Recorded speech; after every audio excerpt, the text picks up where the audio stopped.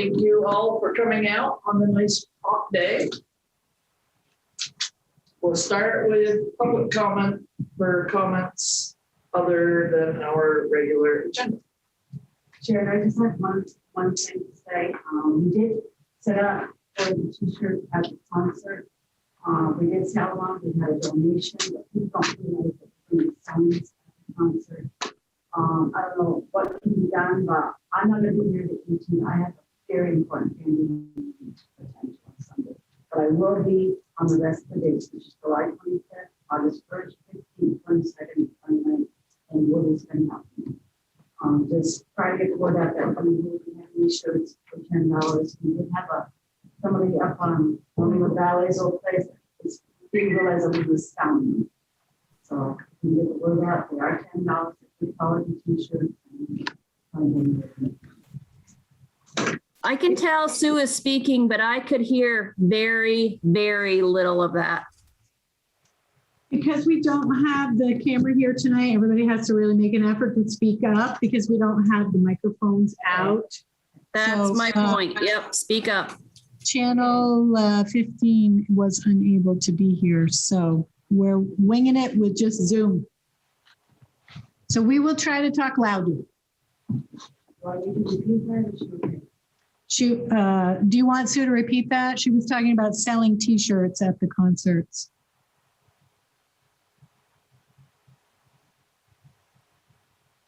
I got it. You're good. Okay. Next. I would like the board to consider paving the Rainbow Road next year. I think it's been about 25 years since it's been paved. It's my knowledge of base coat back then.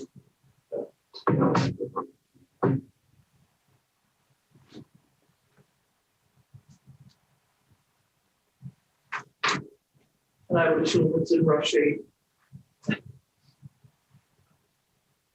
My point is, if you let it go much longer, you're going to lose. So, How long is that? Can feet be done? it happened. I'm going to say it's in the half an hour. Okay. Okay, road commission. All right. Anyone else? I'll take it. Yeah. Good land.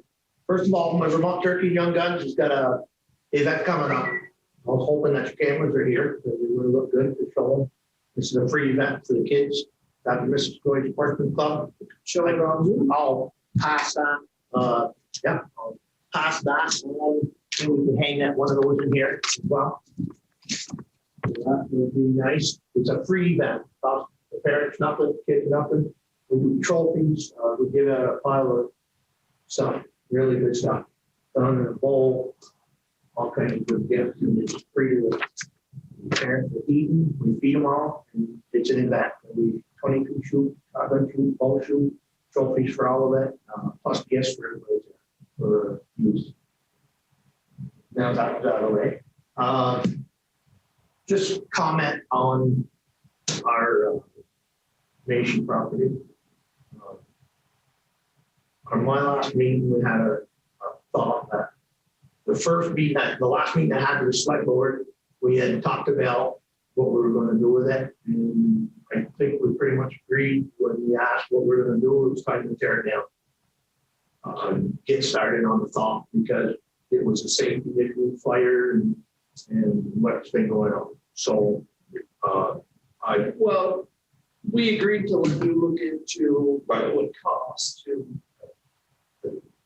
do that. All right.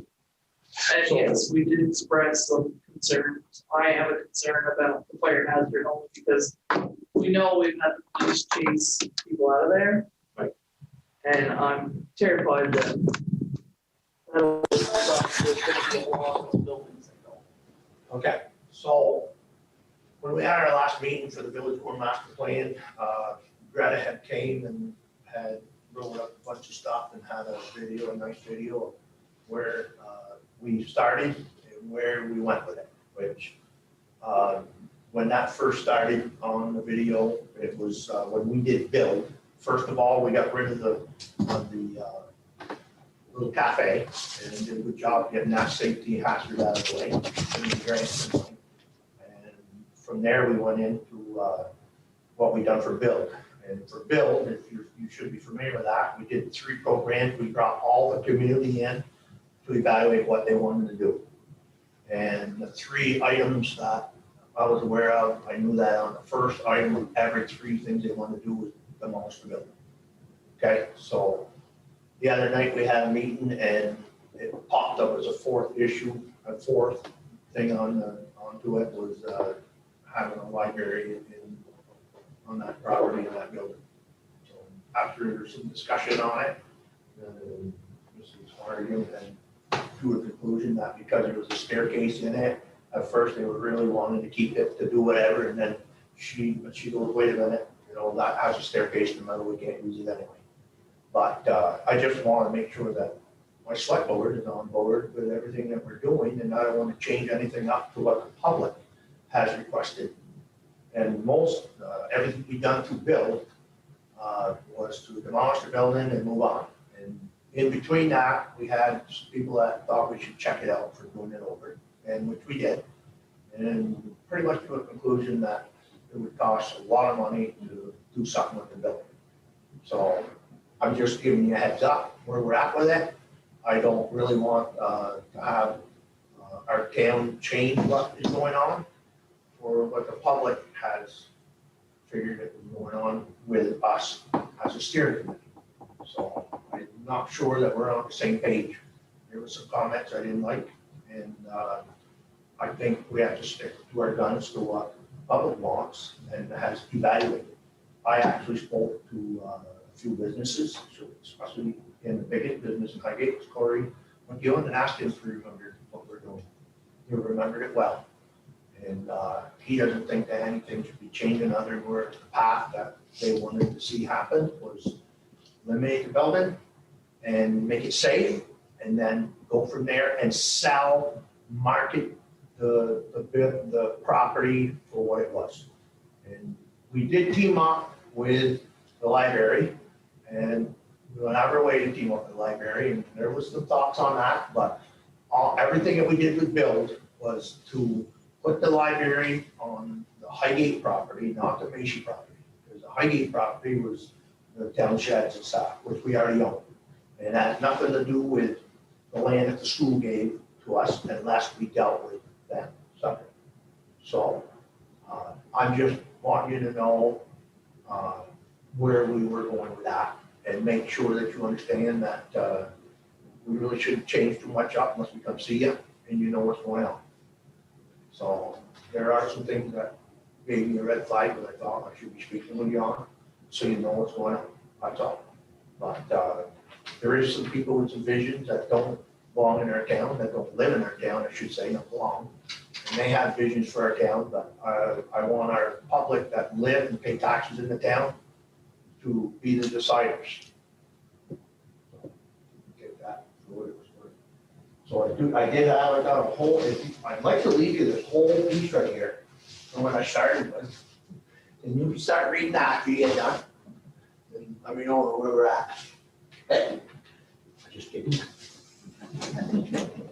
It still has to go to the tax board. It still Okay, has- that's all I have. Yes. It's still done with the tax. And the select board has asked the committee to have something at town meetings, several town meetings in a row, and have not had that happen yet.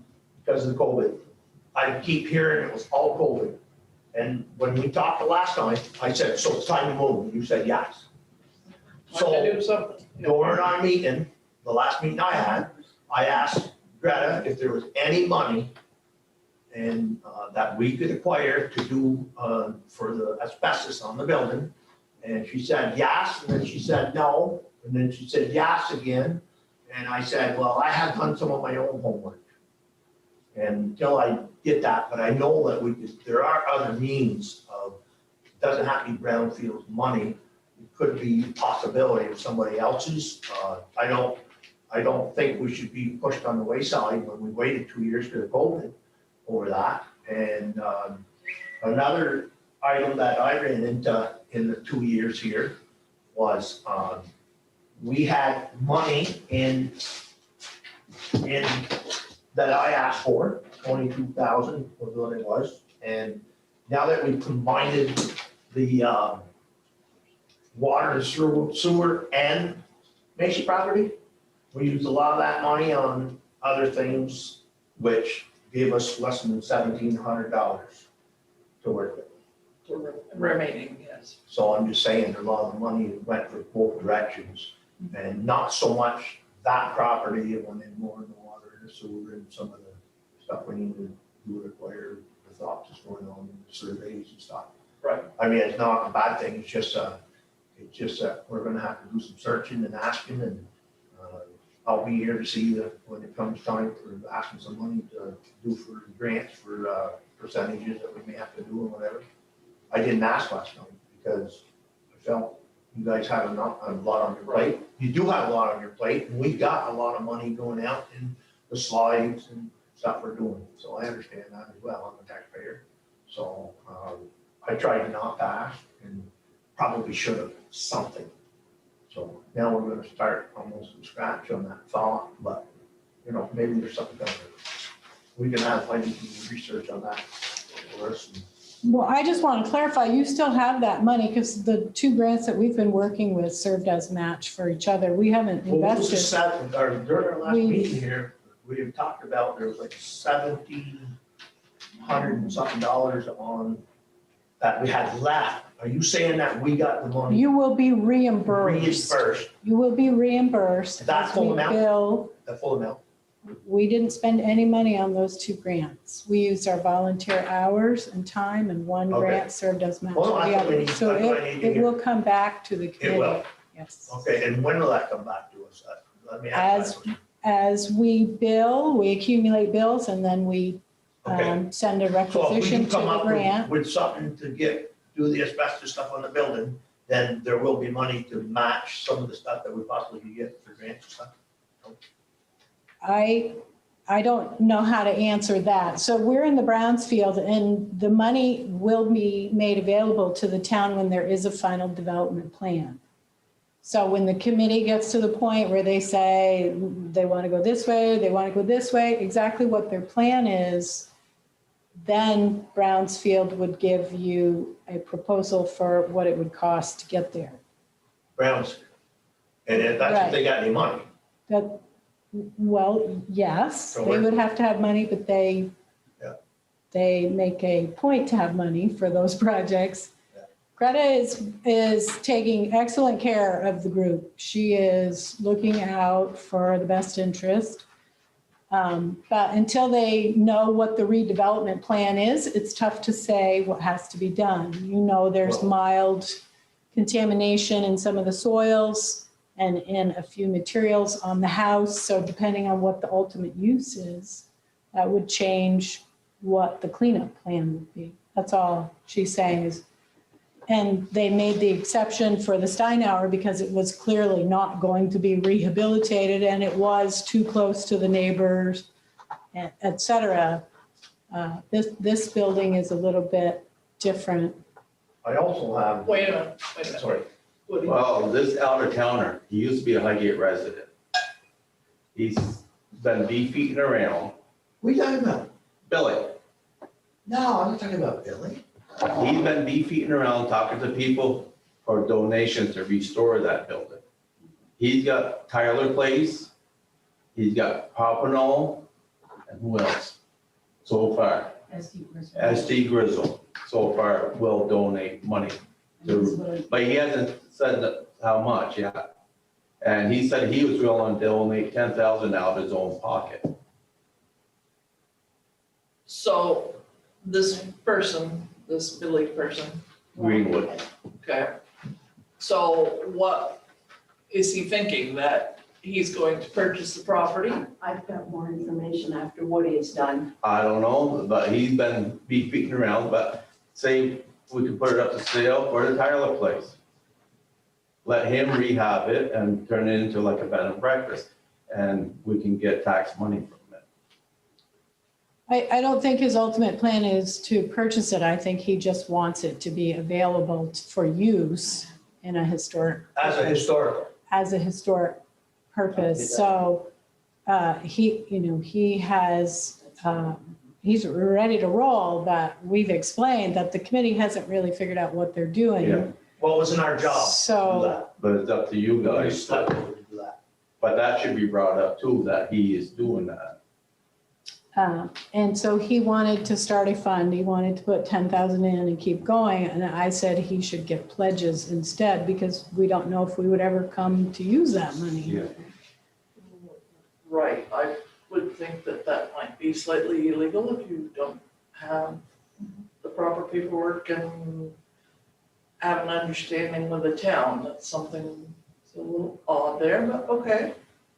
I'm done. I'd like to. Yeah. I mean, Nice and loud, so. Yes, please, talk loud. it's going to be an add-on to what Steve already started. And also a little contributing to what Woody has just talked about. Okay. The very first thing I had on my comments here was a question for the board.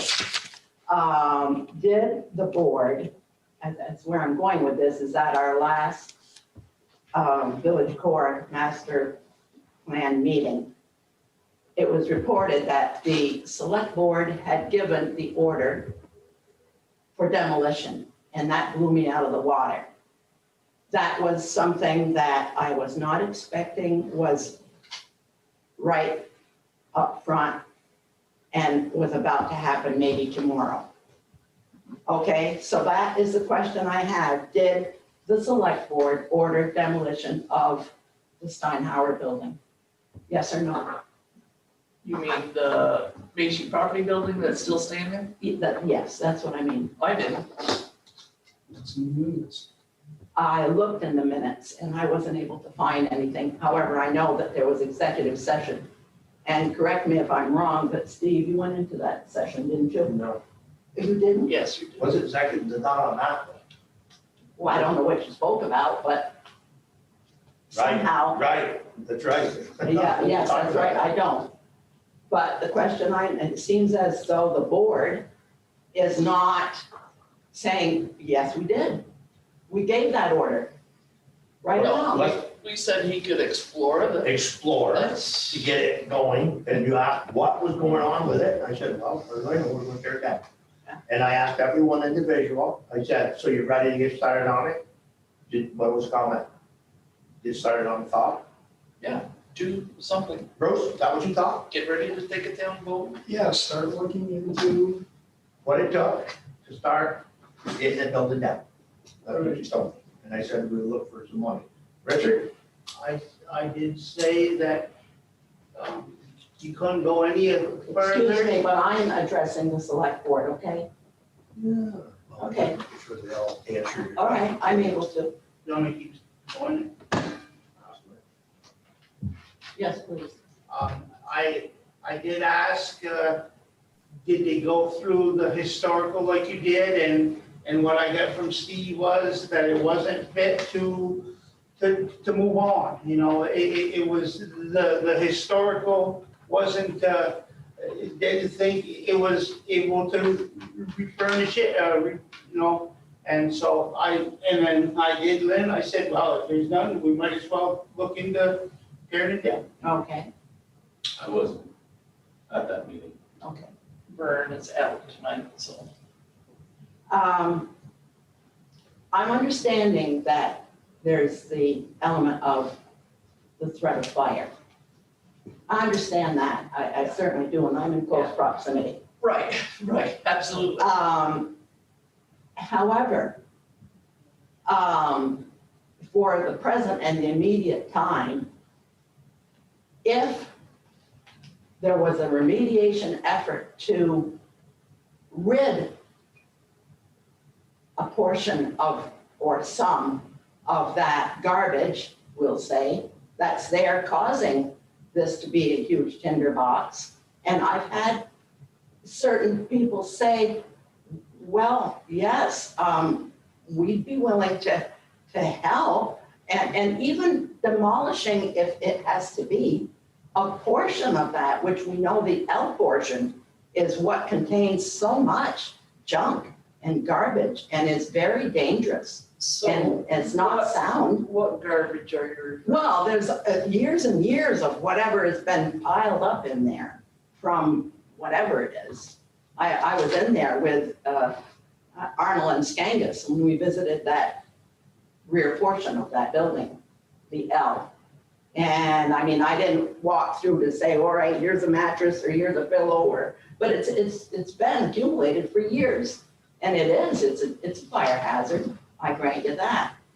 However, okay, this is where I'm going with it. From day one, our vision should have been restore versus demolition, and dollars on each side of that to determine where are we going with it. Right, that's what your committee was Right. charged with doing. We've not really, I mean, yes, Arnold and Skangus did, and they presented us with, it would cost this much to you know, they broke it down in priority levels even, as to what would be the priority, you know? Top priority, medium priority, low priority.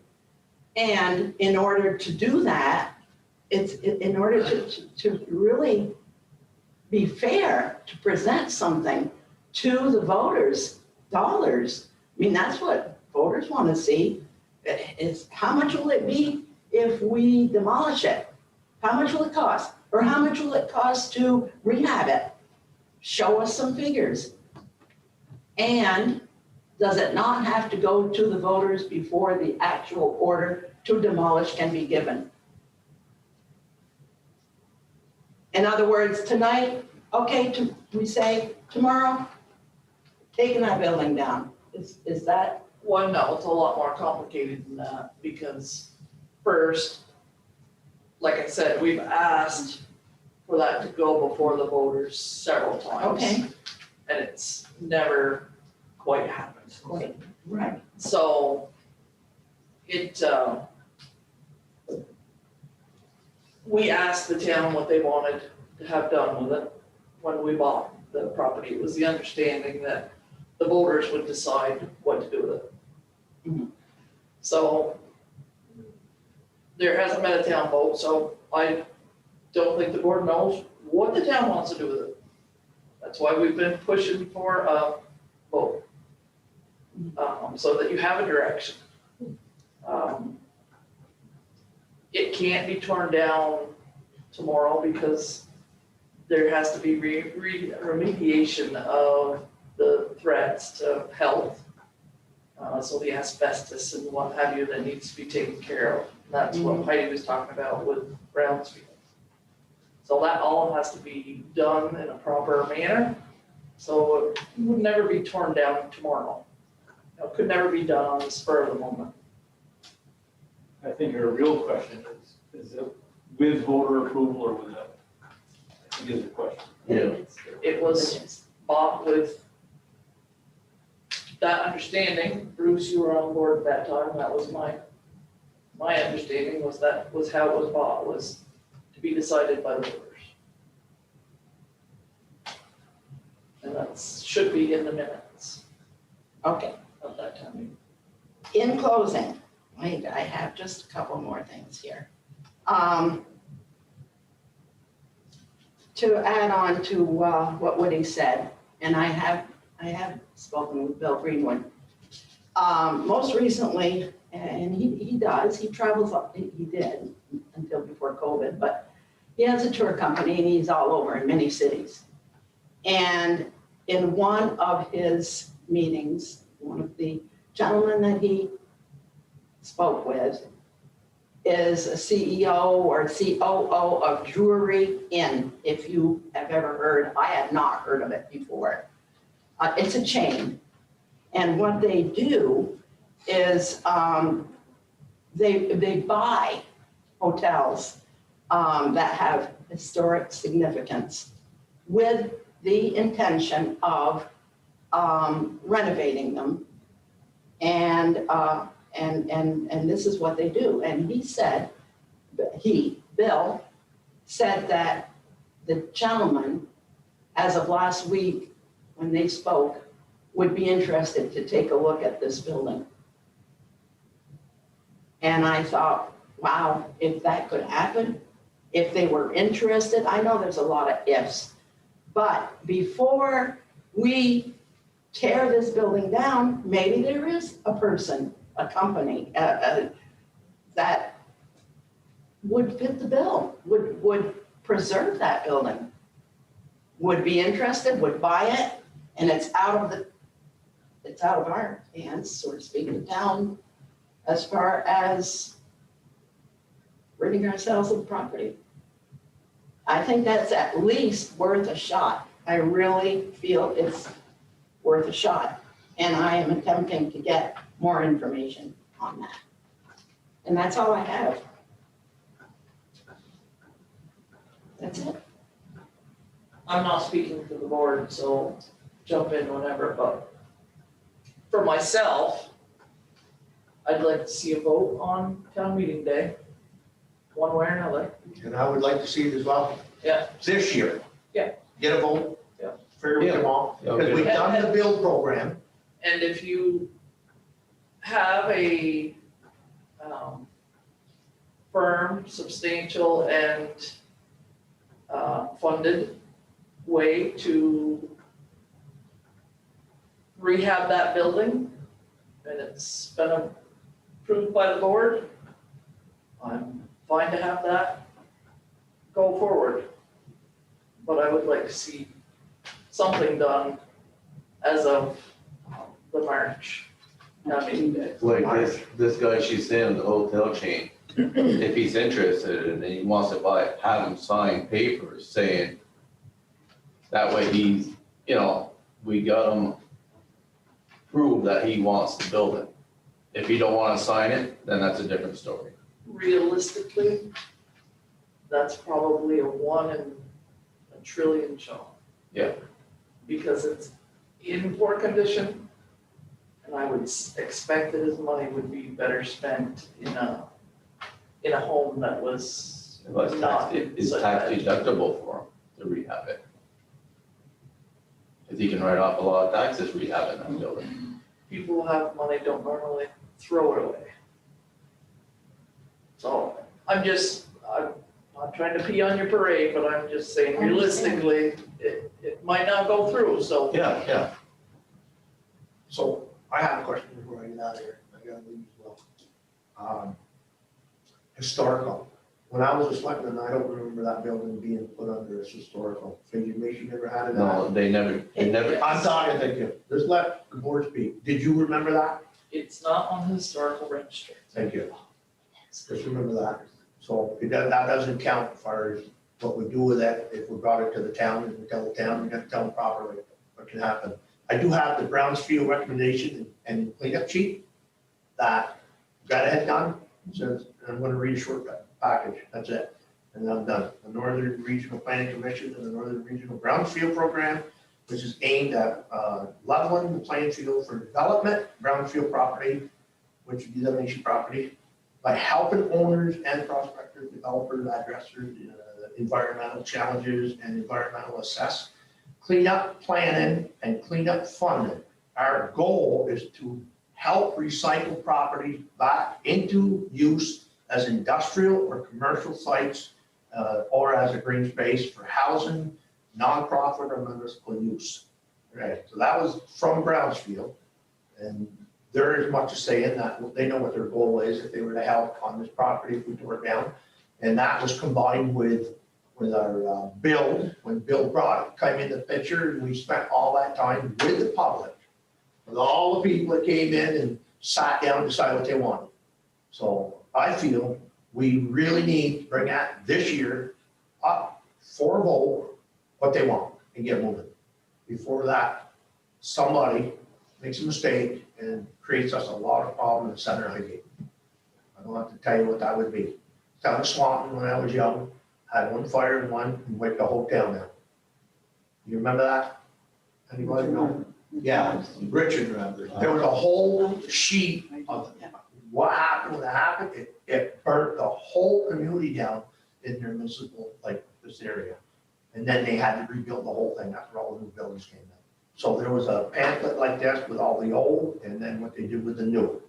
I'd hate to have that happen when there's people that are running businesses here that feel the same way. They know it's a fire hazard, they're concerned. And you know, I didn't see that concern when we tore down that little Steinhauer cafe. That seemed to go down pretty good. And that was met, and we didn't get met with a lot of problems because they understood that that could be a fire hazard for that building, because it's touching building.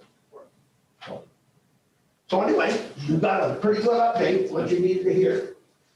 Something I'd like to say is, I don't know that building as far as inside, what part's bad or not. From my years on the fire department, I can tell you the whole building is a tinderbox. One part of it's bad, the other part is just as bad. That does make me nervous, makes me very nervous. Having said that, my understanding of the steering committee was to give us suggestions, ideas. No, necessarily not one, but options. And it kind of bothers me that we're sitting here and I'm watching facial expressions, and it's like we're not working together on this, and I don't understand. Because someone has a different opinion than someone else's, it doesn't make it a bad opinion, it just makes it theirs. And I appreciate everything the steering committee has done. But why don't you guys just work together? And it may not be what you want to do. We'll work that idea through together as a steering committee. And then the other side, bring up your idea. And then you can bring it to us. And we bring it to the town because I absolutely feel it's absolutely the town's decision to make. It's not us as a board to make that decision, in my opinion.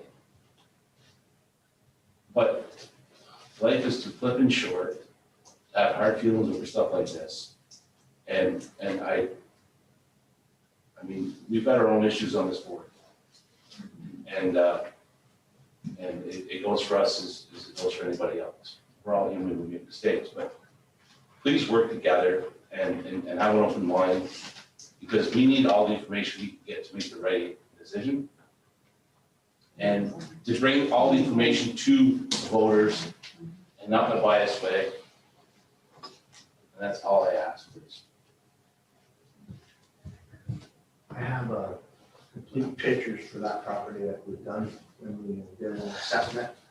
So I have that, I'll find it and personally give it. All the information you can get, I would really appreciate. No, I just so you know. I personally am not to speed on this. I know what's going on. To answer every intricate question, I can't. I'm gonna tell you straight up, I can't. But I'm gonna learn.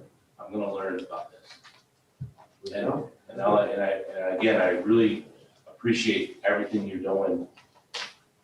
Anybody that volunteers in today's world is, and I really appreciate all you're doing, but I just think we can do a better job working together, including our board. You need probably, Well if said. I show you that, I think that would be better for you to take the key and go over and go up for yourself. I would want to take a look too. Yeah. Then the only other comment I got, I see that some people are walking around the building. I don't know what rules, regulations or anything. I don't think anybody should go in the building because of the safety. You know, the floors are weak and you can go through the floors in the back property. So I just don't think anybody should be going through it as, unless they come to see the board or, you know, somebody. And I don't want that authority. You do have control of the key, right? Yeah, he's got Yeah. the keys. But I'm saying Yeah. if somebody wants to walk around, I think they should be talking to you folks first. They really shouldn't be. Or sign a waiver. Sign a But waiver. that's already happened and I don't think Sign that's a safe. waiver, taking, if the town cannot be liable if they fall, someone falls from the floor. Yeah. And Just try to keep it safe, you know, absolutely. because the town's liable for any of that. Yeah. There shouldn't be nobody going in there unless, you know, you have the approval to get in there. Exactly. Bruce, do you have any comments? Yeah, I think that poster up there outlines what the Bill study came up with as being the town's preference for doing. And that was 4 or 5 years ago now. It's when they first, Well- first did it for the community. A lot of other sorts of possibilities have been studied to various extents since that time, including availability and possible location for municipal septic system, I guess, municipal water to some extent. But I do remember the first item pretty much on all of the scenarios like that were presented was to remove that building and then use that property for something else. Well, it's going to be a long process to get all of the permits, the funding, and everything else in place to remove that building if that's what the town chooses to do. And so I think it is appropriate for the committee to get started looking into all the things that are going to have to go into doing that. You've looked at a lot of other possibilities and factors, but the one that hasn't really been looked into is, okay, this is my understanding, if we're going to put something else there, what's it going to take to remove that building?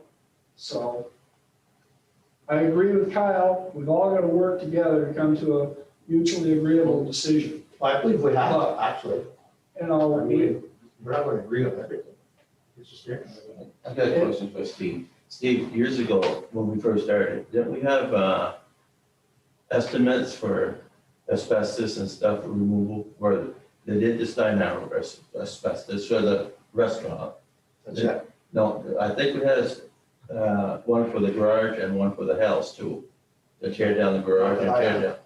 I think there was an estimate, but for the I didn't whole remember place. that. No, no. I don't think so. That would have been about when we first started.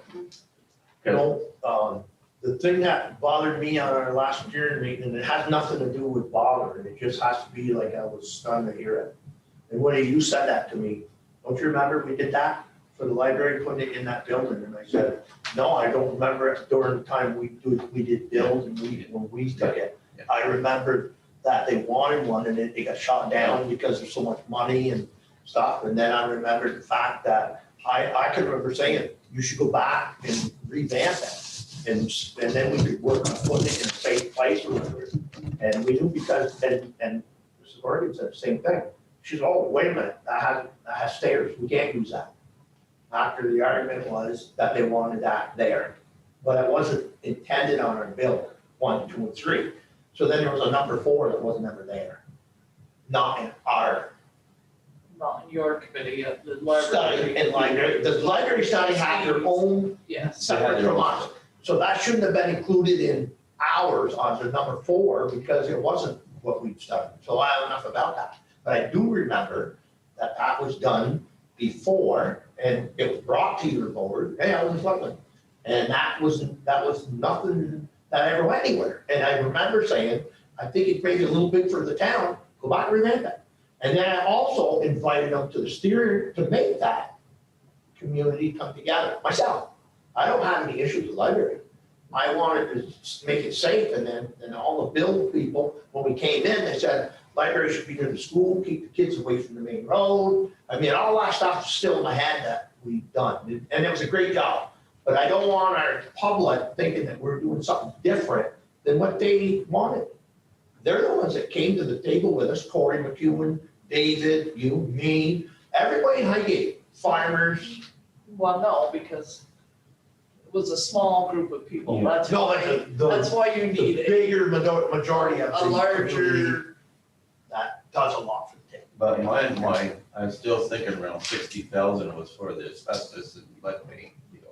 That's what I had in my mind in one of those surveys way back when they did the thing for the asbestos and lead. Well, what? Okay, Go wait a ahead. minute. Sorry. Richard, do you have any comments? No, I'm not sure. All right, so you can each have one last statement, and then we need to move on. I'm done. Yeah. Can I, Go ahead. I just wanted to add what we did at our last meeting. We Yeah. kind of did a recap which is great. Yeah, which was really great, which might be really helpful for the select board because Well, it no, lists that's what I was everything suggesting. you've We done. did- That was part of our recap from the Macy Cafe. Bradley did a great job on that. The thing I didn't care about in the end was a number 4. That number 4 didn't belong in our program because it wasn't ours. Well, there's always been so many moving pieces at one time. And unfortunately, the one thing that we thought would bring us all to a point where we could make decisions was the community visit that we had hoped that Council on Rural Development could do, and then we delayed it. And if they were able to come in at this point and look at On my list. all of the information that we've gathered and Well, Bradley could really give that form those. presentation for the select board. Yeah, that's what I was going to say, is I think that it's really important to say what you all have been doing all this time, because you've accomplished a lot, even though the property doesn't reflect that. Right. But a lot of it was, what can the property support? Now we've finished that. But my So, opinion has always been bring it back to the people for the vote.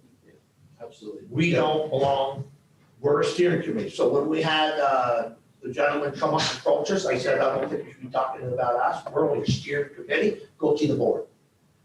And I tried to direct that so that went to you guys. That is nothing to us. We're not in the selling business.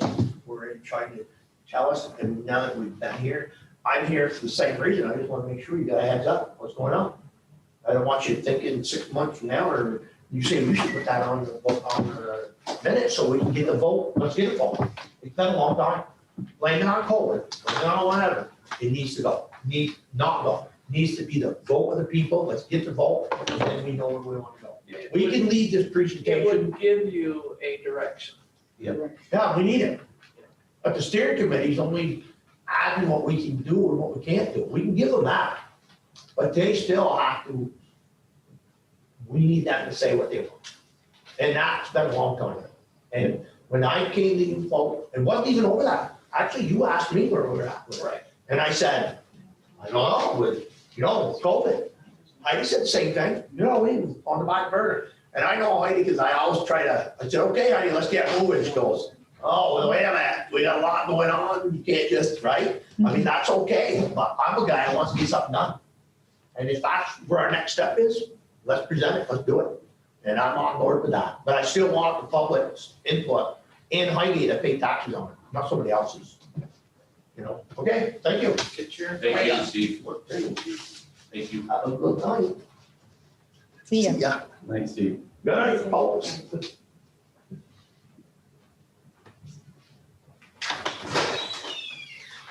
I have not heard from Joe DePatie, so I think I should just move forward. So as a voter, having been there, all I'm gonna say is I think the voters need to know somebody's driving the bus, okay? And I think you guys are the bus drivers. So if you're mechanics, aren't servicing the bus, you're probably not gonna get very far with the bus. So it's frustrating for me to see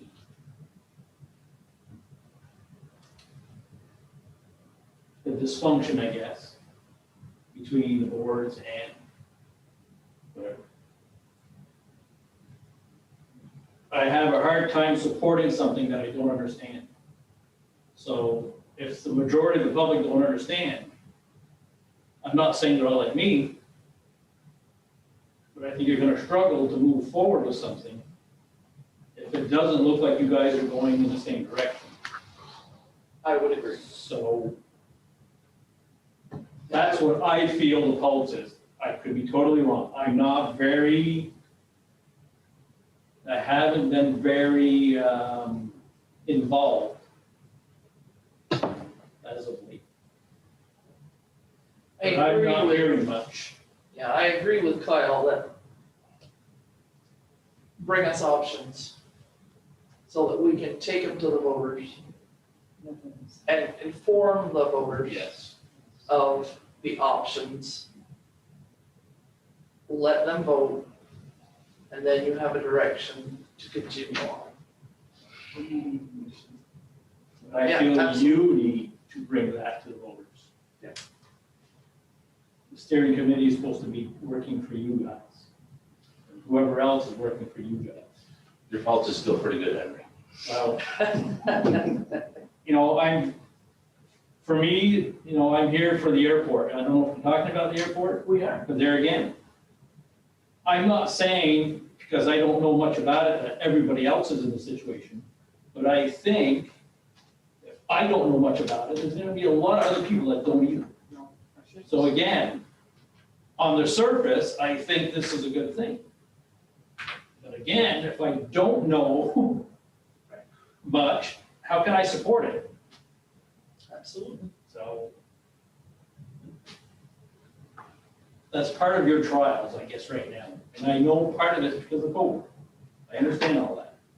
You can stop blaming COVID anytime. It's giving me- Yeah. No, but it's been No, hard to communicate. It has been very difficult to communicate So and it's not gonna flip a switch and. it is what it is, but we need to turn the page here. Move on.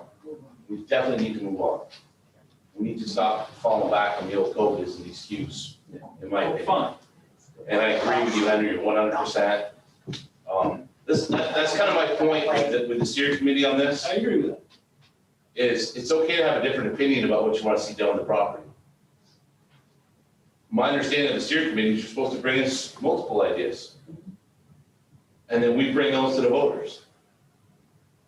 And having hard feelings with each other is not going to get the job done. But you have to have the information. We have to have that information.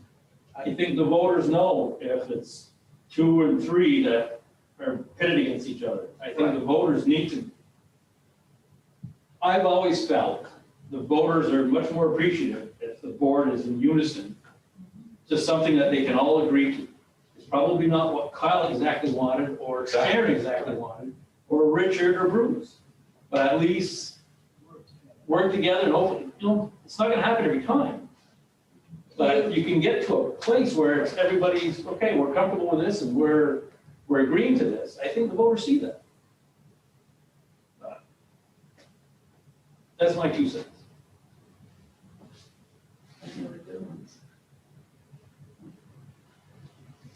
Okay.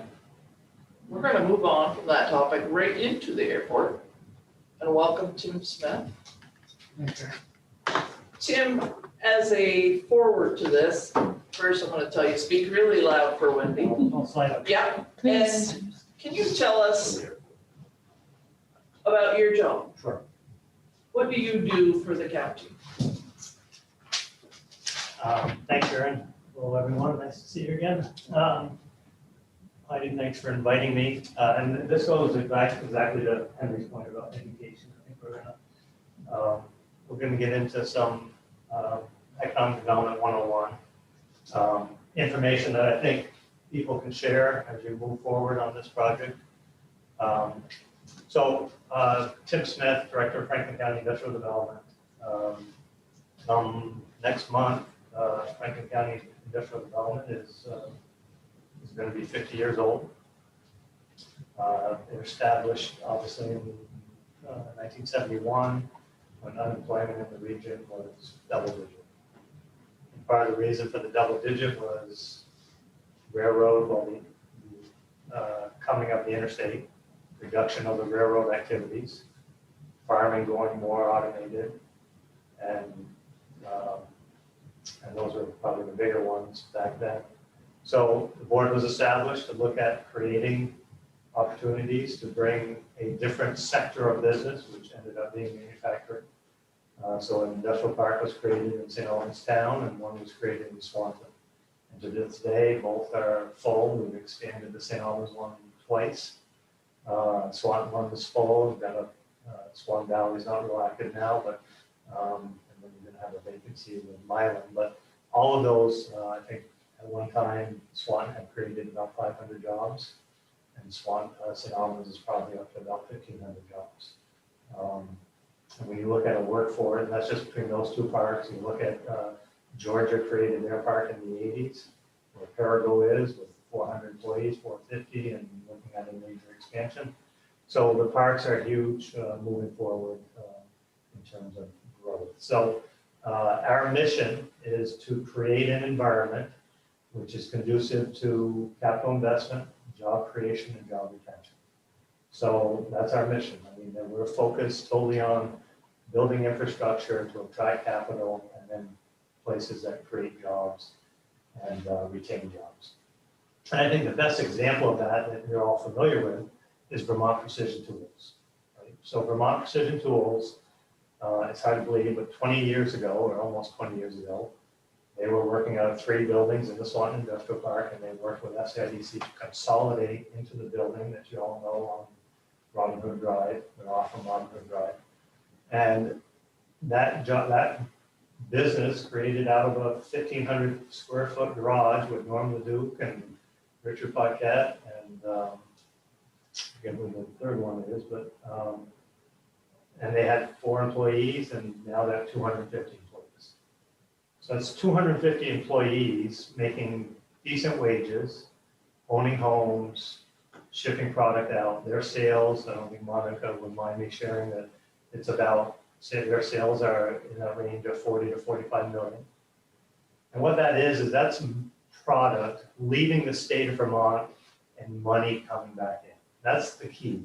That's the key to prosperity. You send products out like Ben & Jerry's, very palatable. Money comes back in to pay those wages, to pay for contractors, to pay for taxes. All that money is new money into our economy. The opposite of that is state employees, unemployed. That's all state money. It's just staying in the state. It's revolving. We're not generating a whole lot of new money when we're paying, when we don't have products that are being sold outside of the region. So what an industrial park does, the hope is that you're going to create manufacturing jobs that are going to ship product out, bring cash in, pay wages. Those wages go towards paying for Henry to do an expansion, to buy a new car, to go shopping at Hannaford. Then that money spent within that, it's all about prosperity. It's all about raising wages and raising prosperity. And we're in such times now with difficulty finding employees that those wages are rising. We're raising prosperity. And you'll see that in the stats over the next 5 years. You're going to see that household income is going to be increased because of these opportunities. You know, Senator Sanders has talked for 4 or 5 years about going to minimum wage of 15. That's history. I mean, if you're paying less than 15, you're probably struggling to get help and keep help. You know, I was just up at K-Tech today. Heidi and I didn't connect, but we're at K-Tech. K-Tech has 24 job openings. Their entry level, no skills whatsoever, is 15. They just raised it, 1586. You walk through the door, you get paid 1586. Benefits, vacation, healthcare, all of that. And the interesting stat that he shared with me was for them and their healthcare wage, they pay $4 and some odd cents every hour for healthcare. And that's for a single individual. If it's a family plan, they pay an employee $8 for every hour they work that goes to their healthcare plan. That's amazing to me. I mean, that tax right on to the bottom line for sure. But they're willing to go that route to get employees. What I'd like to say about, so when we talk about the industrial park and the growth of the airport, that goes directly to growing prosperity. And the hope is you're going to have manufacturing. Warehousing doesn't quite do the same thing as what manufacturing does. It pays less, it's less employment. The ideal goal is to get that manufacturing. The Ben & Jerry's is very palatable. I look at the Barry Callebaut expansion they're doing right now, 2.5 million. Heath Wright's got his team right down there. They're doing all the work. That's money being paid from chocolates coming in, and it's being paid to Heath Wright to buy new equipment, and it circles out. So that's sort of like economic development 101. What this plan does for Highgate is the opportunity. So Vermont Precision Tools, I'll go back to that. Tax bill of $90,000 a year. And yes, a lot of it goes to education, but 1/5 of it approximately goes to the town Swanton. $18,000 right off the top those stores maintaining. What's the impact that Vermont Precision Tools has on Swanton? Probably, little or none, actually. I mean, when you think of, that people get off the interstate or they come in, they park and they're not demanding many services. Right. So from that perspective, what I'd like to say about the industrial park is kudos to Heidi. I mean, she's been like a dog on a bone on this. I mean, she has. I prefer a different, Yeah, I'll come up with a different better- describer, I'll- maybe. I'll come up with a better. Thank you. But Heidi has reached out to and I've been here 20 years. And there is no project, and that includes our industrial park expansion, it includes Vermont Precision Tools building that we built, it includes any project you can think of. There's no project that has the support of your state and federal delegation like this one. And along with that support is money. We just heard, it hasn't been totally announced, probably not 100% confirmed, but Leahy came up with $2 million to extend that runway at the airport. And we expect it's far enough down the road that that's going to come to fruition. So with that, that expands the opportunities for the airport and then potentially for the industrial park. The funding that she's received through Northern Boilers, the state of Vermont for $1 million. I mean, when and if this project goes through, I'm going to pull Heidi and put her on the welcome center because she can get I'm find the on it. money. We need a Yeah. welcome center. So the opportunity is huge for this project. I mean, you will never see, I mean, we're in very abnormal times. We won't see this kind of money again for I think in our lifetime. For us to, and I say us because it's more than Highgate. It is a county project. It's people from all over. And when I go to select boards, and I've been here before, I talk to select boards and I go to Berkshire and I go to Bakersfield. When I talk to those select boards, they know that I'm not bringing a Barry Caliber or Fletcher or Bakersfield. But they do understand two things. They understand that they have employees or they have citizens that get in their car and they drive to Ben and Jerry's and they drive to Vermont Precision Tools and they have jobs and they go back to their community and they pay their taxes and they buy houses, spend money. They understand that. The other thing they understand is if it's an agricultural community like Highgate, that milk doesn't just go for drinking milk, that goes to value-added products. That cream goes to Ben and Jerry's or it goes to Swan Valley, it goes to Franklin Foods. So there's a key connection between agriculture and that's our #1 sector. So manufacturing value-added products, it's value-added food products. And that's our #1 sector. And we're able to do that because the co-op's here and because we have the dairy base that attracted them to begin with. So we do have industrial parks. I think a question, Heidi, I don't have it in front of me. One of the questions I think Heidi has heard is, why do we want that? Because where those industrial parks are has a higher tax rate. That was one of the questions that you posed. Yes. I would argue that just because that's coincidental.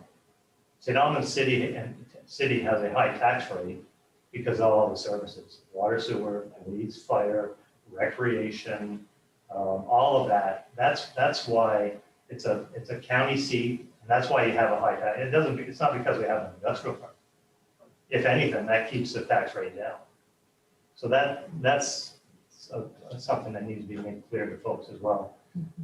The industrial park, if it comes to fruition, couple things. You have, I don't know how much time I have. It's up to the board. You can pull my leash anytime. No, they're not gonna give you the. We're here for education, so. Got it. I'm slow, but I think that was pretty quick. So, the state's spending $300,000 to open a state economic development office in Montreal.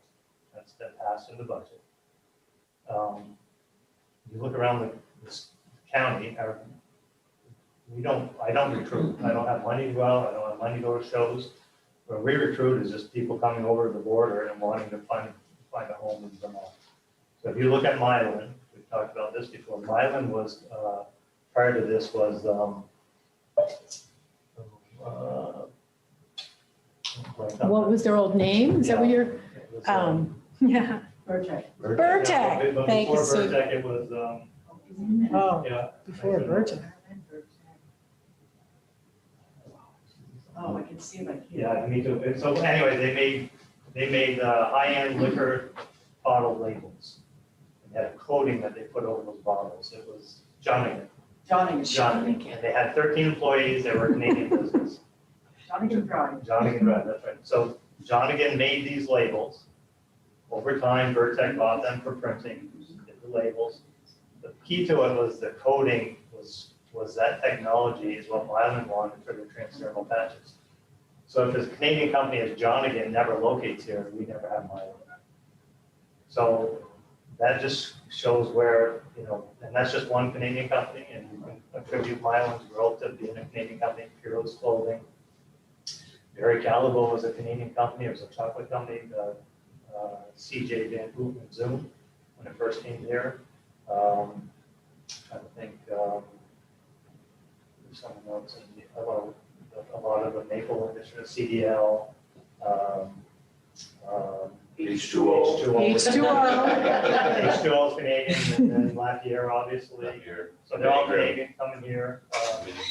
Yeah, so that's, all of that's valuable. That the key to it is, and I'll share this, the other piece of economic development is your state budget, general funds, that means take out education and take out V-Trans or the highway department. The key to the general fund for the state, which goes to social services and parks and rec and all that stuff. 60% of that budget comes from 4 areas. It comes from payroll tax, sales tax, room and meals tax, and corporate income, corporate tax. All 4 of those make up 60% of the general fund budget. So what I tell legislators in Montpelier, if you want to grow your programs, you want more programs for whatever reason, you need to make sure there's more payroll tax, which then leads to spending, sales tax, leads to maybe the room and meals is local, but it could be tourism, and then you got the corporate piece. If you want to grow your budget, you want to grow your programs, you need to grow the jobs and the payroll taxes. So, I don't know if I covered everything you wanted, Heidi, but I mean, Can you tell us anything about the newly created office in Montreal? it hasn't really taken off yet. I mean, they're having those discussions, it hasn't been established yet. I think they're looking for the person to man it, but that hasn't happened. But the purpose would The be, person will be just to be a resource and for recruitment to bring the business down. Let me just touch on that briefly. No vacant space. The only vacant space that I'm aware of right now is the old Vermont Bridge building. Did it change hands? Did you see it? it did change That's hands. purchased. So it has purchased, and they need to, they were gonna have plans to renovate Mhm. 32,000 square feet, I think it is, and that will, my expectation is that will fill quickly. We had a call from Liquid Measurements down in Georgia. They outgrew their space, they were looking for 5,000 square feet. We're proposing to build a building, but we weren't far enough along. I took them up to Franklin Park North, where North Star Masonry is building a building. And they're building 12,000 square foot building, of which 5 was gonna be vacant. Brought Liquid Measurements to it. They're signing a lease, I think, this month. This is 2 months after they looked. It wasn't even up. All it was the foundation slab. And they said, this is gonna be great. And now the 5,000 square feet is vacant. Another business from Chittenden County got bumped out of his space, and we just cleaned out his space and energized it for him. So he's subdividing a portion of that for about 5,000 square feet. He's bringing 10, 12 jobs. Liquid Measurements will be adding 8 or so jobs. They take 20 folks.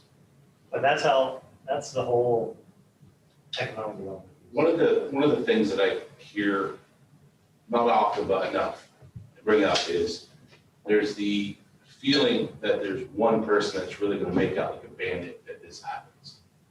And there's a lot of hard feelings, for lack of better terms, that this one person who has the land who can develop.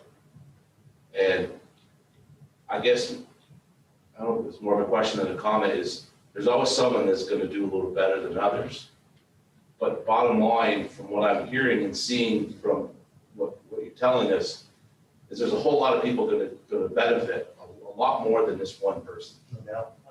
And this one person will do well, there's no question, because that one person took the chance, bought the land, whatever. You're exactly right. You're gonna look at it as you're fortunate to have that one person that could. Right. And that's why I wanted to make this comment in the public meeting, is because someone's always gonna do a little better than the rest. That's, I believe the system we live in. I think it's great, the best system there is. But because that happens, the greater good is much, much, much better than that one people. I'd like to comment on something. I did drop the flyers off that Highgate gave me the flyers. I went around to people from Highgate and I personally handed them a flyer. I had very good positive from people. I had 2 or 3 people that said, I'm not for it, but I said, need the information. They said, we've got a milestone, 7 miles from Canadian border. I got very good inputs from the flyers that I handed out, and I handed out a bunch of them. I'm a messenger, so I. It's better than the messengers, you 7 days a week. The only thing I was waiting for that one, Jared. The only thing I would caution folks is, this isn't an overnight deal. Oh, no, Right, no. exactly. This is a generational thing. This This is gonna be 10, 15, 20 years before, And I. people are gonna say, we did that and nothing's happening. Well, no, nothing's happening because It takes time. it's not, people aren't just walking in the door to build. But going back to yours, Kyle, I would love to find 2 more people like that individual to build me a building down in the industrial park. Take the risk, so that lay out the money. Risk and reward. Yep, and sit on the building until they find a tenant. You know, they're still paying taxes, they're gonna, you know, they still have their loans to pay. I'd love to find 2 people like that who are gonna do it. We need more developers like that. That's where Chittenden County has Bobby Miller, Nettie. I mean, you can whip out that, have been Nate Pomelo. They got the money to put up the building, they take the risk. And I couldn't agree with you more. And I that's, couldn't agree with you more. I just think it's important for people to realize that yes, that, you know, everything's above board here. We're trying to make everything as above board as possible. People understand what's my response to those folks would be, he should be welcomed with open arms. You know, because, I mean, I'm experienced, I'd love to find someone to build a building. And if he's willing to invest, and that's the key word, you're investing in Highgate. You know, Yep. and sure, he's gonna get a return on his investment, but he's also bringing a return for the area and for the community of Highgate. And he was brought up in Highgate. Well, we got 2. Wait a minute, Ty, you had your hand up. Yeah, no, just to go on Kyle's comment, you know, I was one of them people that said that. And more I think about it, and more I analyze, and more information I get, you know, what I was upset the most about was the cards that you couldn't see, you know, by this developer, what's his drive to want to do that without seeing it.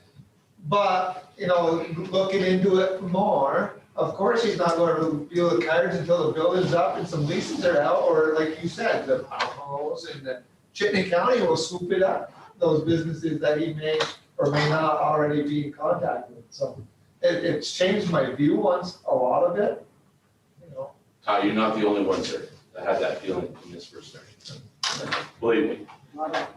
And the more information that comes out, the more you understand, the more you realize. Yeah. We've got 2 landowners that did subdivisions up by the airport. You had Handy, did this 3 lot right at the beginning of his property around the airport road. Then you got Harrison did his pit. So there's good warehouses or factories right there. Could be right at the beginning of the road, or it could be down the back. So I'm gonna play devil's advocate, because this is something I've heard several times was, well, why do we need to bring jobs here? Well, you're increasing your grand list. I mean, you'll generate, I don't know what to say, on a But I own a farm and I can't find any help. And where are we gonna get these 500 or 1,500 extra people? Well, that's a discussion we had up at Cape. I mean, they were looking for 25. So part of that is, I think, this is me personally, we need to do a better job in our high schools. Whether it's Richford, Missisquoi, DFA, it doesn't matter. We need to take those individuals who have chosen, for whatever reason, not to go on to post-secondary education, educate them about opportunity, go on tours, let them know what's available to them. Training. Train them, exactly, and get them. Keep them home. I mean, I don't know about all of you, but when I graduated from high school, I didn't know there was an industrial park in St. Albans. I didn't know what the opportunities were. You know, I've got a friend who didn't go to college, got in with UPS early, and he's retiring in December, and he's a year younger than I am. I've got 7 more years. And I mean, there's, and Gary Schwan, you're an electrician. I mean, he's doing very well. A friend of mine. I mean, we just need to educate. That's where I think it's key, Sharon. The conversation we had in Richford was between Enosburg and Richford, they graduate about 100 kids a year.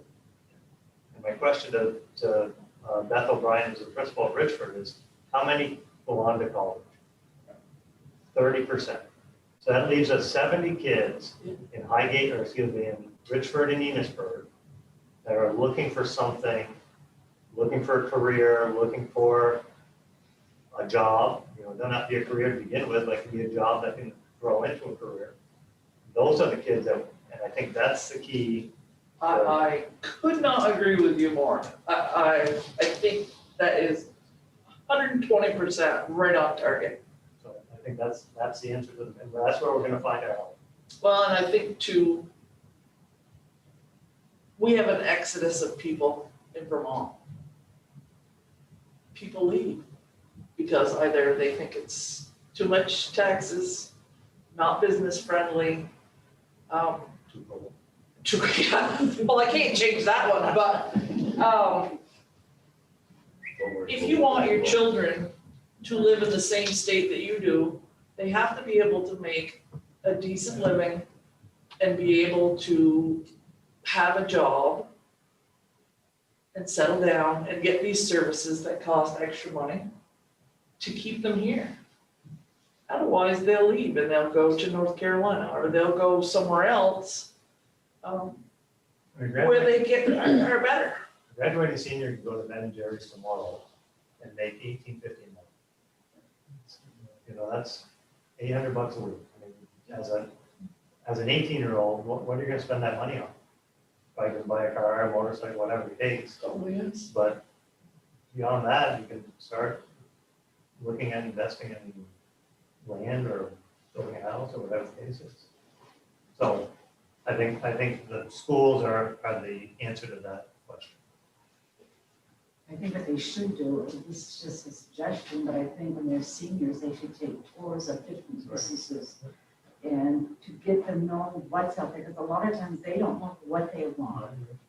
And if the schools can work with the businesses to get them into the businesses and have them look at the businesses to see if they really, especially if they are not planning on going to college, then they would at least have something to look forward to. And then when they do graduate, they would have, okay, I've been here, I really like it here, let me go for it. The piece of that is Ben and Jerry's offers $6,000 a year in education credit, right? Yep. So the reason you're not going to college is you can't afford it. Right. If you go to Ben and Jerry's, go to CCB, get an associate's, whatever it is, and then move on and you build that relationship with Ben and Jerry's, you keep coming back on summers and ultimately. But I will agree with you with the school needs to be more involved. You've heard it before, I think. Kathy LaVoy, who many of you know, was in that position.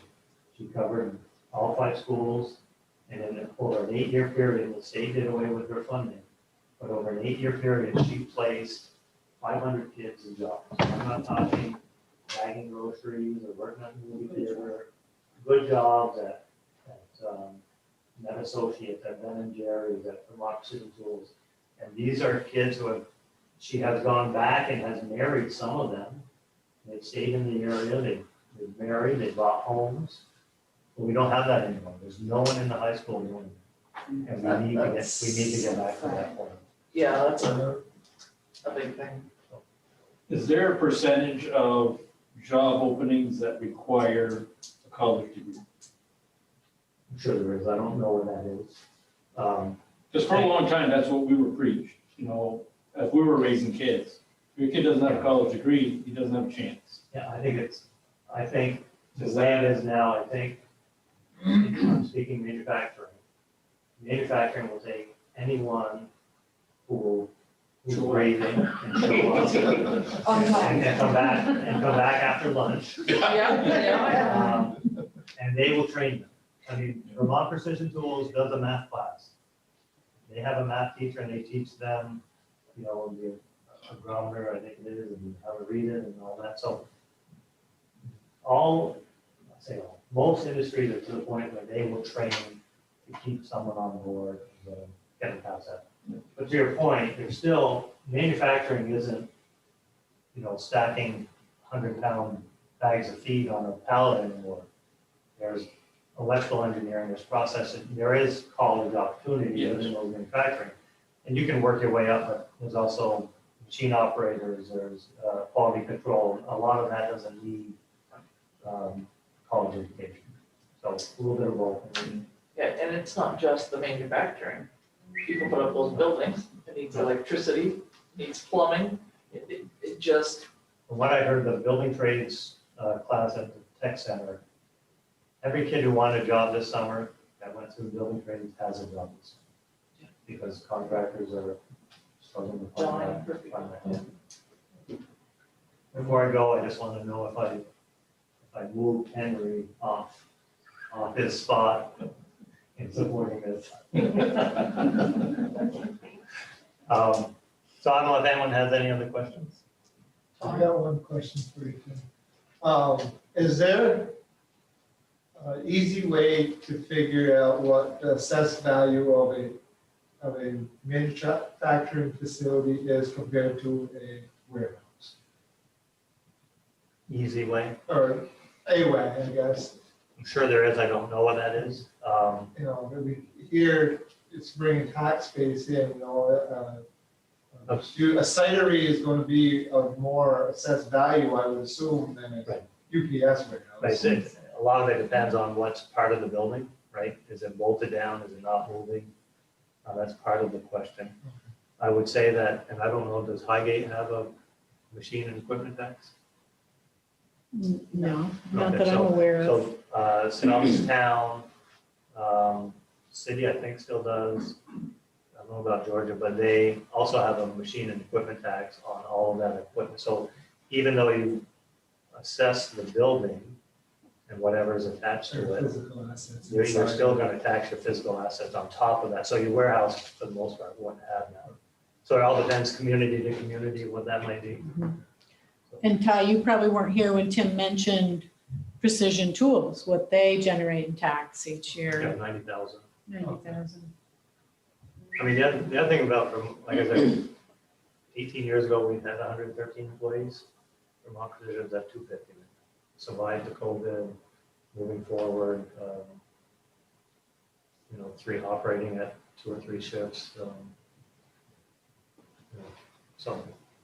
And then the last comment I got is, before Kathy the boy, you know, when I was in school, Jim Macy, you know, when we took mechanics, we went to the power plant, we went to Pratt Whitney, South Burlington, we went to Pratt Whitney, Montreal, we went to the Vermont Brick Factory. Looking back on it now, I didn't realize what he was doing, but looking back on it now. And no one's doing that now. Right. No one's doing that. I mean, Kathy took, I think, 2 busloads of students from MBU and BFA and went to National Guard. National Guard set up a 9 or 10 station rotation where, because I didn't realize the National Guard, you could be a civilian and work there as well. And so they took them around the 9, gave them pizza for lunch, kept them there all day, educated about that. Kathy's taken busloads to major construction sites to learn about mechanics electrical, all of that, none of that's happening. So it's definitely a loss and we need to get back to it. So, Kyle, any more? Thank you. Well, Richard? I'm set. thank you. Thank you. You're welcome. You kind of opened me up a little bit. I've been to some meetings and there's been a lot of arguments, and I went to one down at the airport, and it was just the state and one person, the developer, and I didn't get nothing out of it. I've been waiting for somebody to come and sit down and talk, and I think you were the guy. Thank you, Heidi, for setting it up. No, thank you. It opened me up a little more, what you said. You talked so I could understand it, and thank you. You're welcome, Richard. And I would add, I'm willing to come anytime. If you have a group, I prefer that there be food there, but. I can attest to that. But Richard, let's say you had 10 people over your house and they say, this is bullshit, whatever. Yeah. Let's invite him and I live economic, I'm an advocate, obviously, and I know the value, and I'm more than willing to have that conversation. So don't hesitate to, Heidi can catch me anytime, say Richard wants to come up next Friday, and I'll be there. Yeah, so. This opens me up a lot because I'm on the road a lot and I have people approach me and they know I bring a lot to the board. A lot to the board. And now that I've talked to you, listened to you, I can get a lot of the messages out to them. Yeah. Welcome to go. Place. And Richard, I'm really grateful that you said that, because I know sometimes it seems like we're at odds. Yeah. That we don't want what you want. Yeah. But I agree, the way Tim explained it, more people can understand what that would mean for the town and its children, its adults, its future. You kind of explained it like Ty just said. He was probably my big advocate, Jimmy Mason, and you kind of sat there and like I was listening to Jimmy Mason, he set me down a lot of times and was like a little hot-headed. No, that's not true, Richard. No more than me, no more than me. No one can accuse you of not caring. That's true. There you go. Bruce, you, Well, I think Tim's presentation, if you want to call it that, is great, because you are able to put it in terms that all of us from all different walks of life can understand easily. Whereas some of our other consultants, that Mr. Carr is a great speaker, but you know how learned he is about economics. And not everybody's gonna get what he's saying, I guess, one way to put it. So, whatever we need to do to try and get information to folks like Ty and Henry and Sue and everybody else, I think we need to really give it our full effort. Because I believe, and I'm on the subcommittee that's been holding a lot of organizational meetings, should we call it that? So I'm a little bit more inside the picture than probably the rest of the board here, but this is the future of our community. And if we either can plan for it, this is my 2 cents worth, and do our best to make it happen the way we want it, or it's gonna happen to us anyway. Something's gonna happen. So we either have an opportunity to try to do what we want, or we're just gonna have to accept what comes along. And I'd rather see people have a chance to do what they want.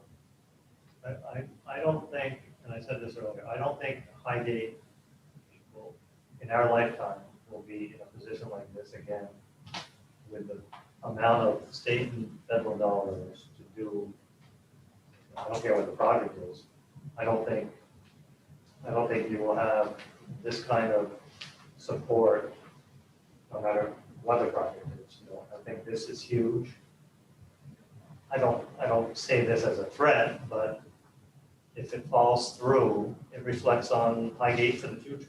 You know, if you go to Leahy's office or Sanders in 5 years down the road, assuming they're there, and say, we want to do a library, and they, well, you know, we'll take a look at it, but I think there's going to be some repercussions, and I don't mean this as a threat, but I think it'll be in people's memories. You've been in it long enough to know Yeah.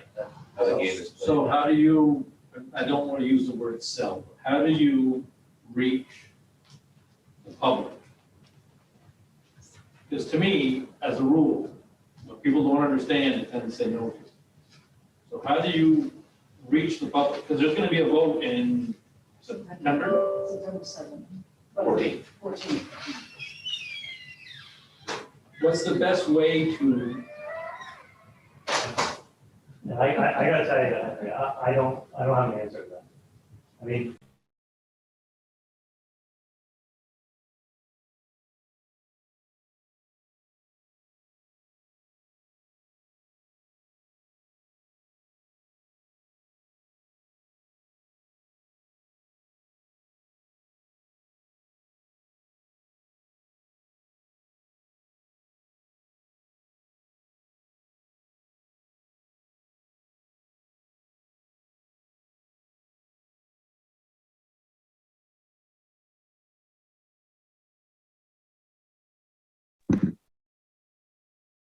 Heidi, you muted yourself.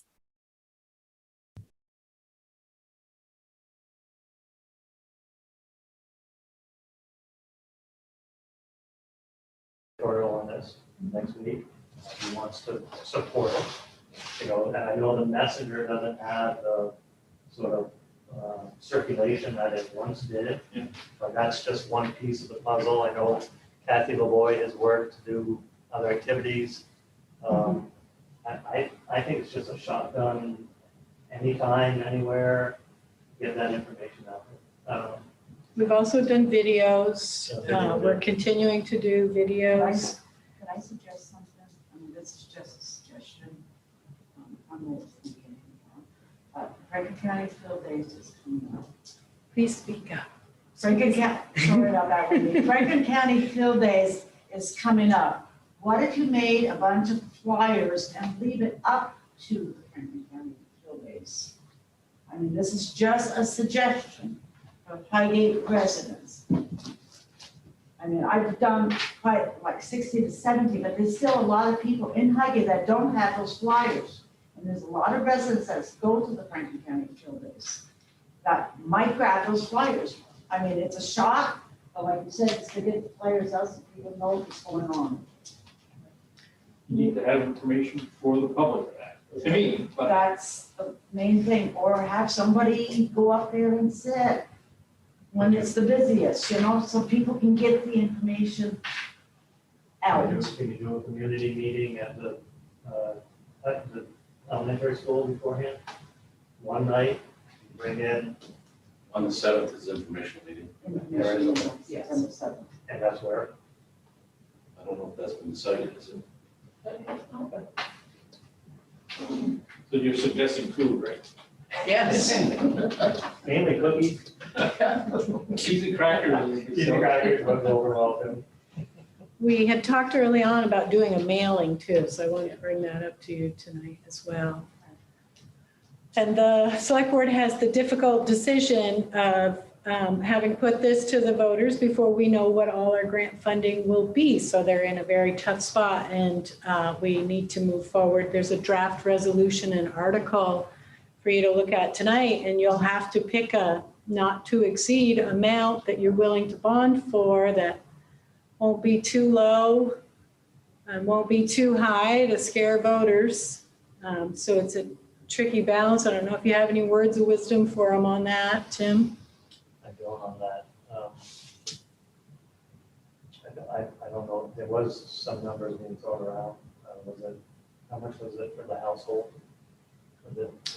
It's on the back of your resolution, draft resolution, there's some household numbers. I have one more copy if you want to pass that around. And that's per year. Yeah, so that's a calculation based on 60,000 a year, which was based out of a $30,000 estimate for operation and maintenance paid to Swanton to maintain the line. And then based on a $680,000 local match, which was 20%. Because you can only use up to 80% for the project for federal dollars. The state was kind to us and gave us state dollars, which are allowed to be used for match. So in a perfect scenario, you would get 80% federal funding and be able to use the state funding as match. We don't have a crystal ball, so you don't know that. So that's the tough piece that you have to do now. And we're rushing to a vote to keep that first Northern Borders Regional Commission grant. Otherwise, it could be pushed out. So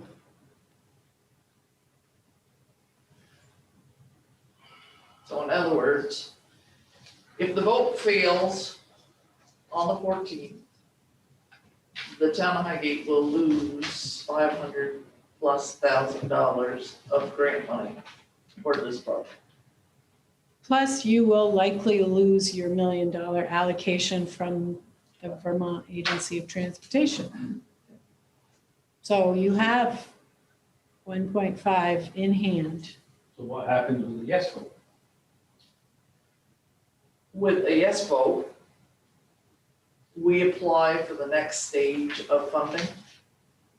So we have a grant that Heidi's been working on to help do another $1 million fund. But they require a yes vote and support by the town. So if the voters will not support this, we're not allowed to seek that funding.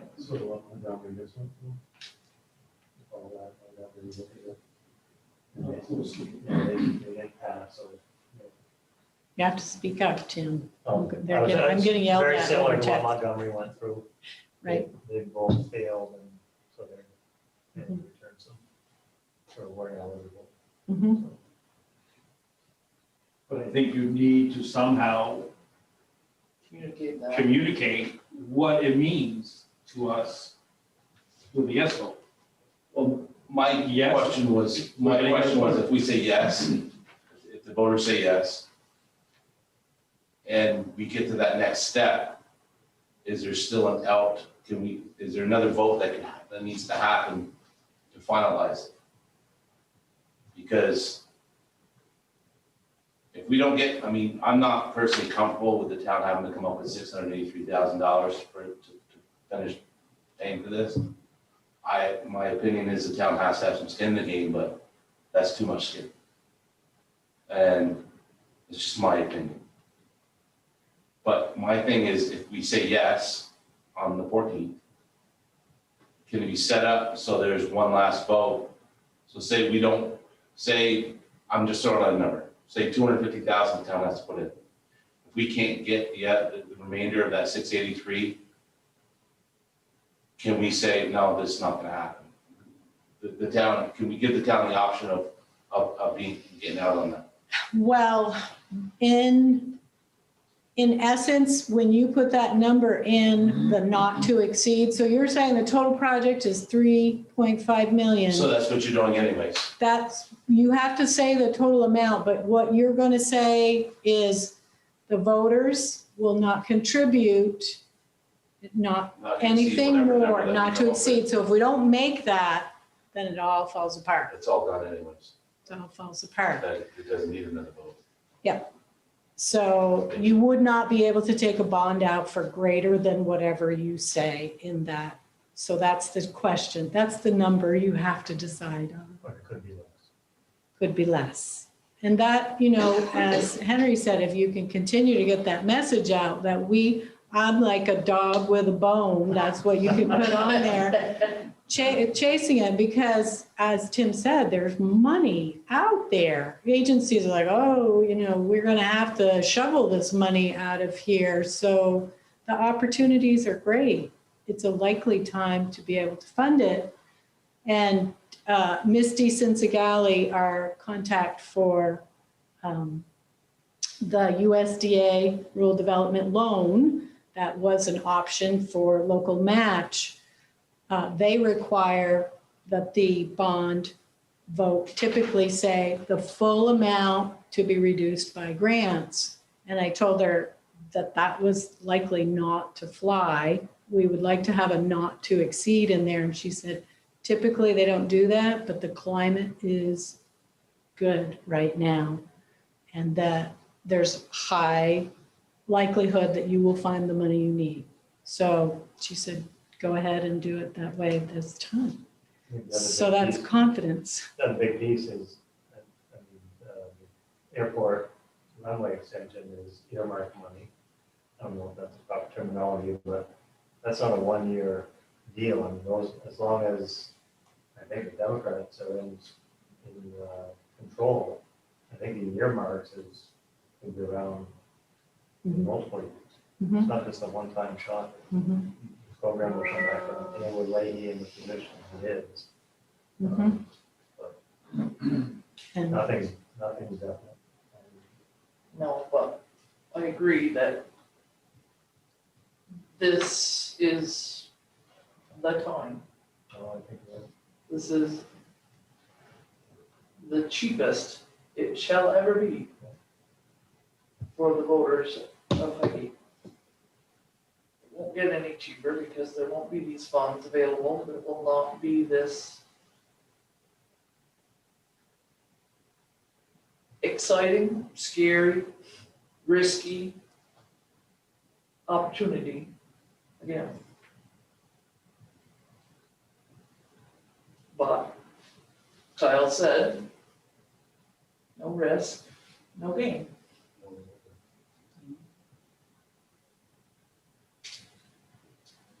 It's a calculated risk, like Heidi said. Most of the people that deal with this on a regular basis, which we would consider experts, Tim, yourself included, look upon this favorably for additional funding in hopes that the town would not exceed their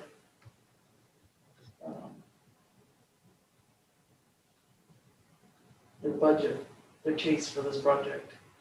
That we can make this fly in a reasonable amount of money to provide an opportunity for our children. And not just our children, but the county's children.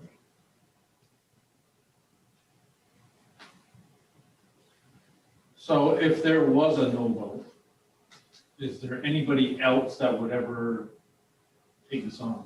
Could it work without?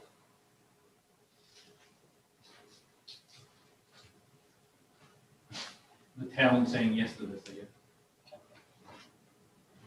There is a possibility that you could still have some development, but it would be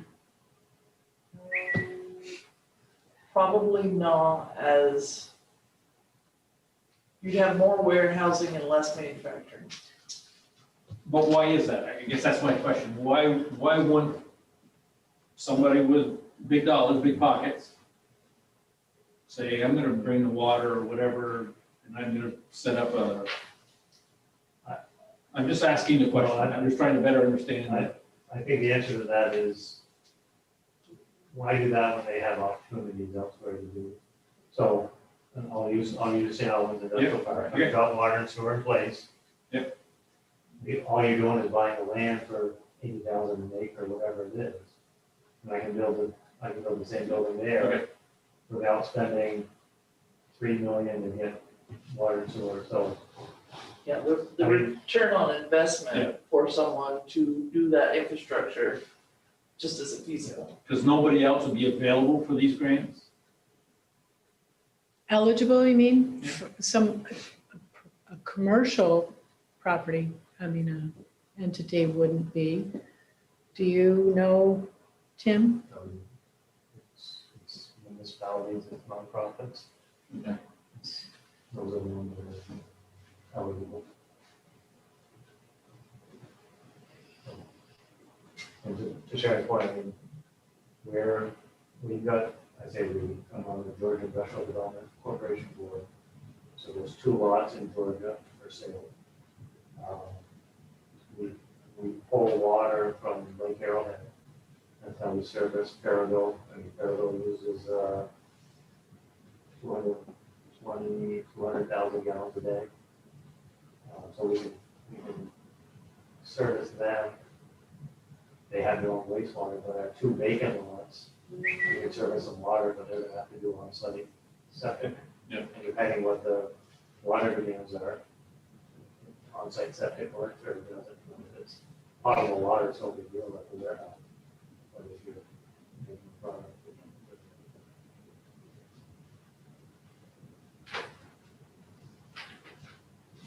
so I would,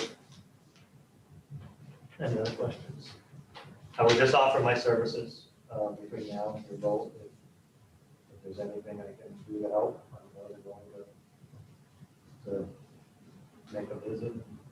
We appreciate that very much. And we appreciate economics 101 because it's important that everyone understands, just not the economic people and the business people, but all people understand what this means. Right. You know, you hear the slogan a lot, buy local. You know, but I don't think people really think about what that means. I mean, you buy from Amazon, your money's gone. Yeah.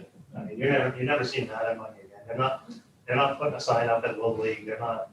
But if you go to Sticks and Stuff or Q, I mean, those are the ones that are going to reinvest in your community. You know, and that gets away from a little bit for bringing in new money, but you do still have that rotation of funds, and you know, at least it stays in the community. It's going to wear out sooner or later, but ultimately, if you go to Amazon or off the web, we never see that money again. That's out of our control. And it is, we're all interconnected. Yeah. You know, we buy our groceries. Some of it comes from Monument Farm, so that's still in Vermont. Ben and Jerry's still in Vermont. Right, Russo's sweet corn. It just, you know, you buy your car in Vermont, you have your gym membership in Vermont, that money stays here. It just goes round and round and round to support the people that live here. Some of that does filter off through taxes and other things, but, you know, federal taxes, but the more of that product we can get out and bring money in, it just helps grow that economy. Well, thank you, and Thank you. Thank you, sir. I can assure you we'll be calling again. So is it, All our cookies, yes. is it out of, what's the word I want to use? Should you not, as a board, invite 20, 30 people and say, what do you guys think of all this? Rather than it be a public meeting. It still can be a public meeting again. It still has to be a public meeting, yes. But can you actually do invitations and say, Sure. grab 40 business people, that not even to say at a Highgate, you know, you would get feedback from the surrounding area.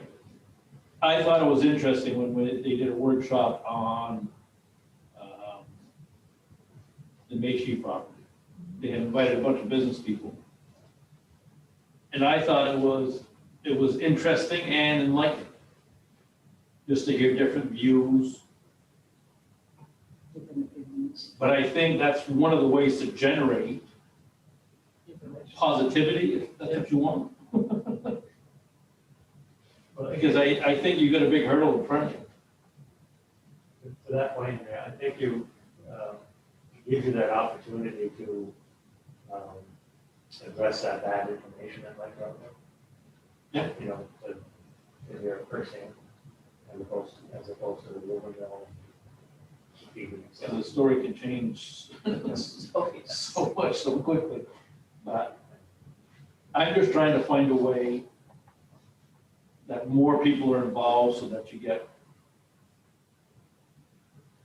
hopefully a better result. I'm not saying that I know what the result should be, it's just that. More informed people. Yeah. One The way way it is right now, I One way feel, did it.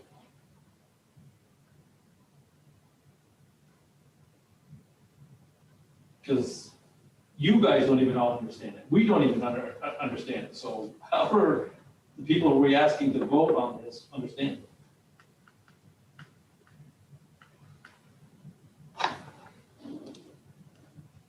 Some of us understand it. Not the right one.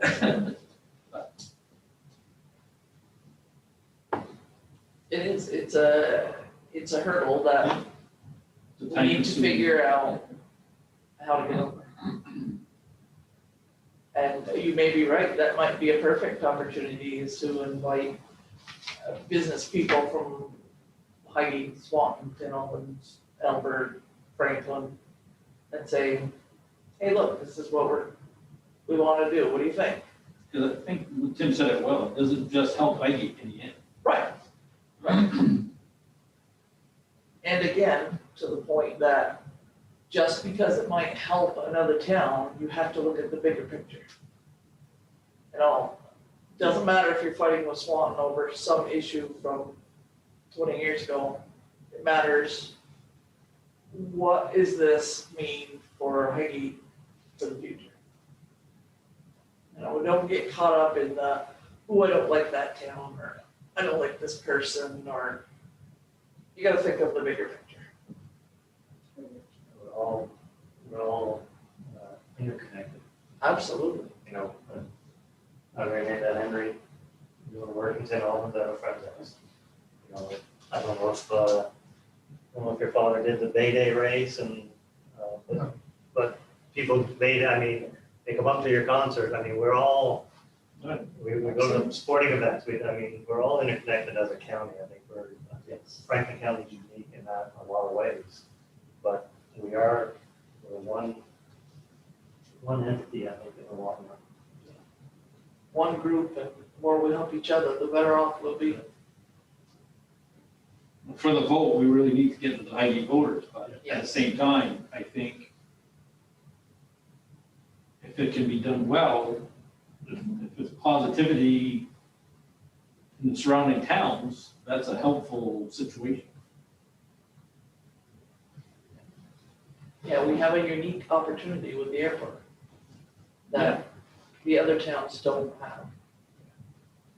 And that brings a different kind of business.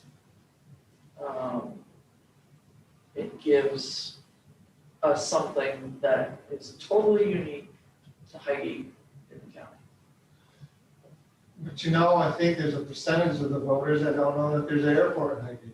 I would agree with that. Not to sound rude at all. No, I agree. Yeah. Exactly right. Transactions, how would they know? The last 18 months? I think it's one. Yes. I think it's one. Yeah. Because it's called Swan Airport, so they think it's Swan.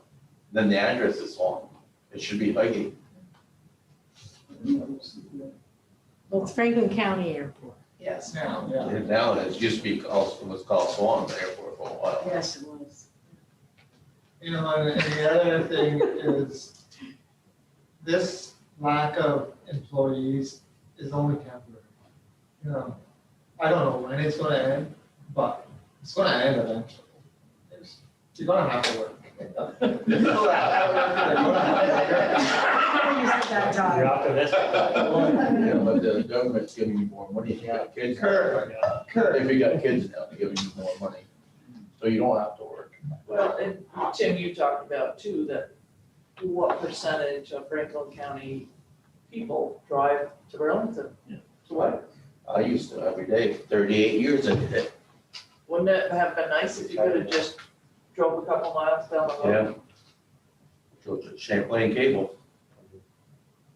38 years.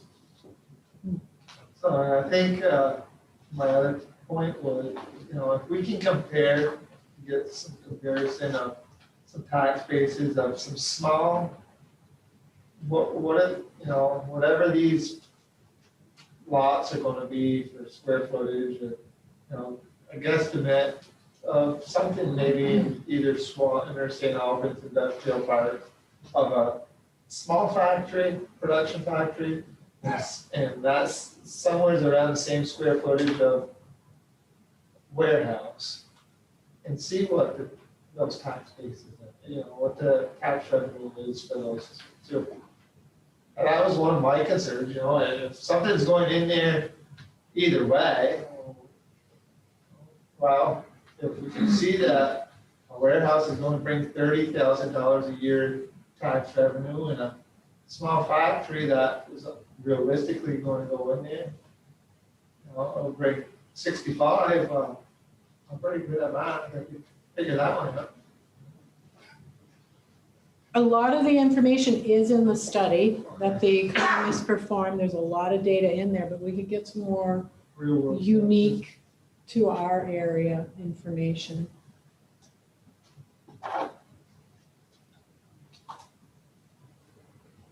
And it's a harder sell when it doesn't happen immediately. Right. Right, it's hard to pay for something now and not receive the benefit until later. We have become an instant gratification society, and it's too bad because sometimes good things come to those who wait.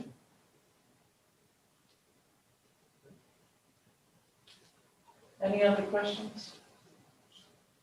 Tim, again, thank you very much for coming. Thanks, Ian. Thanks, sir. Yep, thank you. Have a good evening, and Heidi, I'm gonna email you with a better analogy. Chef at the stove or something like that. It works. Thank you. It all sounds like. Have a good night. Take care. Thank you. Okay.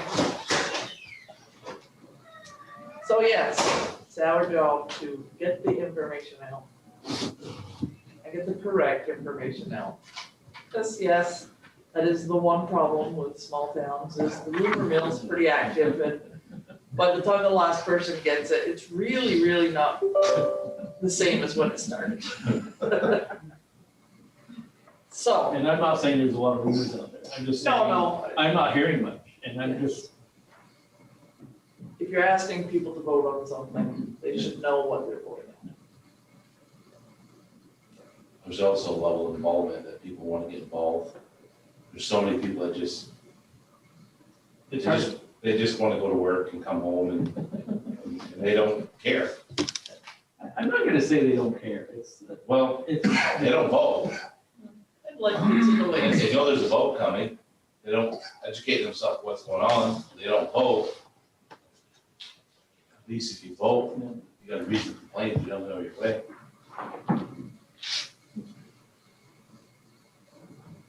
Okay, So, for some reason, we've lost connection with the projector, but we still have Wendy and Shelley on Okay. Zoom, so.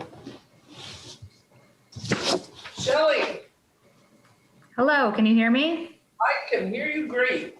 Perfect. How are you? Good. Where would you like to begin? Let's go with the check warrant. Has everyone had a chance to look at the check warrant? Yes. Any questions? Can I have a motion? so moved. Okay, all those in favor say aye. Aye. Aye.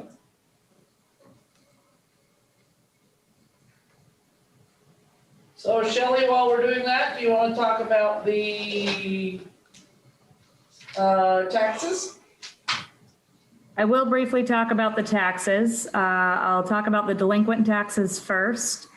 That balance is down below 50,000 now. We're at $49,287.63. There's still, I didn't count, but probably 20 or less parcels on my delinquent list. I'm going to wait until I get through my audit before I start the tax sale process, but it is around the corner. So if you know anybody on that naughty list, you might want to send them in to see me. I'll move into, we did get the education tax rate this week, and it did go down slightly for the homestead properties and up slightly for the non-residential properties. So I know my sister-in-law had asked, actually there was 3 people I called back that were itching to get what their tax bill would be. And I did a quick calculation, and it's about, it's hovering right where it was last year for most properties. So I think people will be pleasantly surprised at how little their tax bill goes up, at least for the homestead declaration, the residents.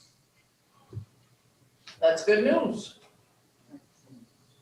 There is also a form in front of you that Amy and Peter had asked me to put in front of you this evening.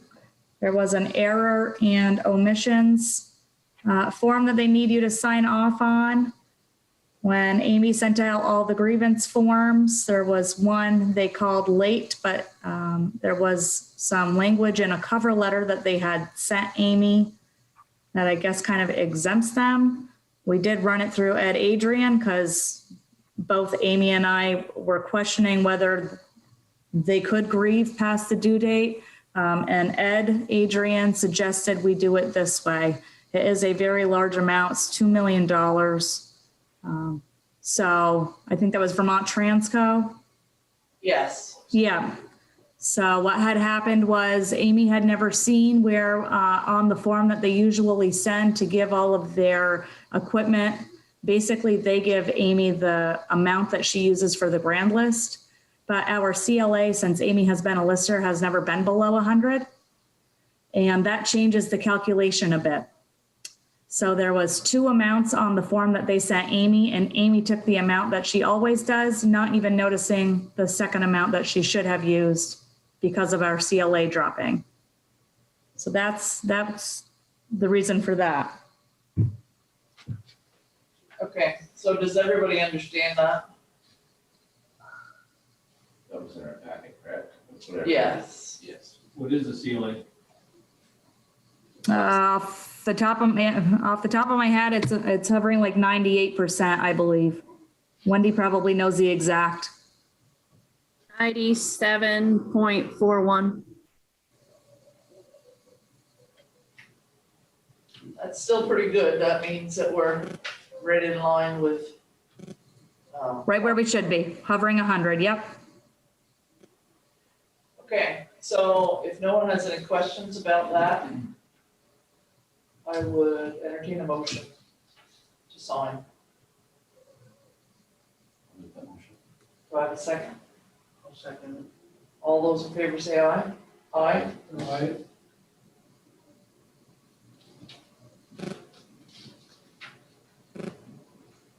And then as requested from last meeting, I did find the minutes from the town meeting where we were discussing selling the properties. The Lambkin Street property is in the town's name. There's nothing on file stating anything about the church or parking.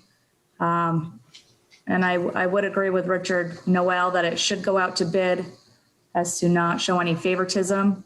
There may be more than one interested party, you never know. If that was the direction you were going to take. So the way I read that, Shelley, is that property, when the article said, shall the voters of the town of Highgate authorize the select board to sell the Lambkin Street property, it was a no vote, 51 to 47. So it was my understanding we don't have the right to sell that without a new vote. I would agree with that. I'm letting you know for future that there are interested parties, so Okay, maybe it needs to be put back on an article or, I mean, if we're having a vote in September, not that we want to add anything else to that question. I honestly would prefer that to just stay the one question. But moving forward, if there is something and you want to throw it on a warning, I don't see any reason why we would be holding on to it. okay, yes. So was that a property that somebody had stood up at town meeting, the gentleman thought that his grandmother or mother had donated that or let? Yes. Yes. Okay. Yeah, Sean Banyai, had believed that the property was donated to the town by his grandmother to be used as parking for the cemetery. And then the town used to have a shed there as well. I never remember a shed, but I remember they used to use it for parking for funerals and stuff. Because I grew up on that road. Well, it may or may not have been a handshake deal way back when, but there's nothing formal on file. Just wanted to pull up. And I believe that the church, since they've increased their fencing, their cemetery, most people park inside the fencing area now, correct? Yeah. Right. Yeah, okay.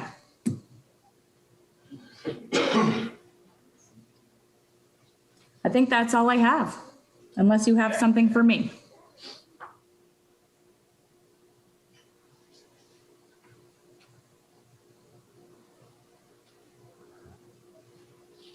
Okay, we have had people ask about the other bond vote that we passed some years ago, which was the arena. Yes, So the arena will be paid off in 2030, yes, and we pay $75,000 a year toward that. roughly. It started at 88,000 in 2015 and gradually decreases because of the interest. We have one set payment of $66,000 every November and then an interest-only payment in May. And that interest-only payment continues to decrease based on our principal balance. So right now we are roughly at 75,000. Okay. So we do understand that we already have a bond out there. So we are hoping as a select board that we can bypass having to have another bond by making it up with grant funds, but we can't guarantee it. Right. And I did give Heidi a chart today at her request, just kind of giving, I used the difference between our current grand list and our current, our proposed budget for 21-22. So our municipal tax rate is going to be just around 0.4019.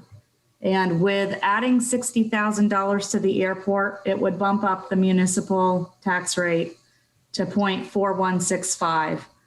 On a $200,000 assessed house, it would equal $29.20 extra on their tax bill. I would say 200,000 is pretty well an average home in Highgate. Okay. So that gives people an idea. And that 60,000 is just the running and maintaining of the sewer and water, correct? I think it was 30,000. I don't have that chart in front of me right now, but I believe it was $30,000 would be the annual operating and maintaining. And also our cost to Swanton Village. And then 30,000 of that was, it is a bond amount. I just, off the top of my head, I don't recall which amount. If it was the full 680,000. I'm recalling that I think it was 680,000, Shelley. We started with that number. If we had to take that amount, that's what it would be. I'm gonna see if I can find it while you're moving on, but. So if the select board had to take the full amount between the bond amount and the maintenance of the system, you would have $29.20 increase on your taxes for a $200,000 piece of property.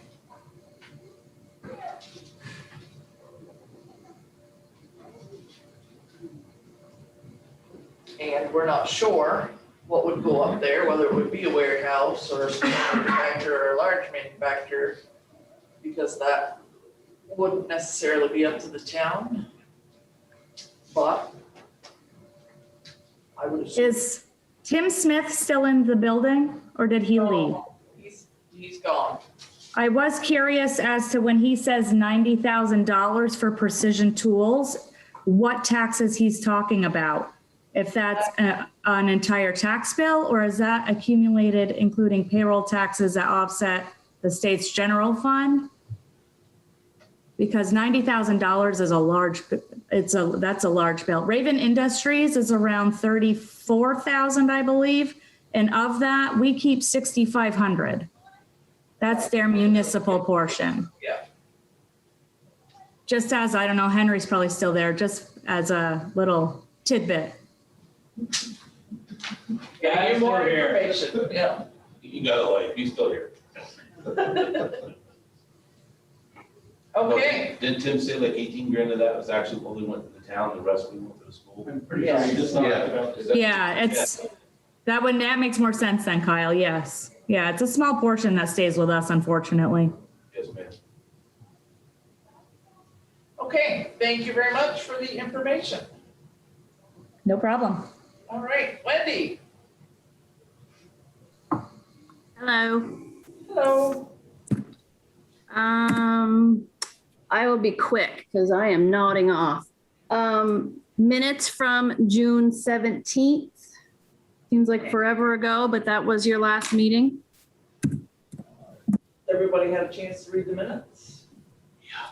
Do we have a motion? I'll make that motion. Second. All right, all those in favor say aye. Aye. Thank you. Quickly, we did get a new sign for the park for the concerts. I don't know if you had a chance to see it. With the new location at the arena. It looks great. I did talk to Dick Harper today and asked him, hopefully we don't have a lot of it, but in the event of rain, he is still planning on moving them to the church. But for now, outside, they are at the arena, on the ball fields. We had some confusion, people calling, thinking they were inside the arena. They wouldn't go because they wanted to be outside. Weather permitting, they are outside at the arena Sundays at 7. And I heard the first concert went really well. The Elvis concert I heard went very well with a good crowd. Sue, are you still there? Yes. I thought it went very well. Okay, good. Platform, I like the way it was set up. It was Elvis. Elvis, yes. Yeah. With Hound Dog. All right, perfect. I just wanted to get that out there. It is at the arena, 7 p.m. on Sundays, with the exception of field days weekend. Oh, yeah. Got a stage, what- Sheldon Elementary School, so using the stage for that. They moved the bleachers from ball fields to behind the garage. And that's where they're set up, the tower. I think it went well. I haven't heard And people anything. did use some of the, I didn't bring chairs, they would sit on the bleachers. So it worked. Yeah.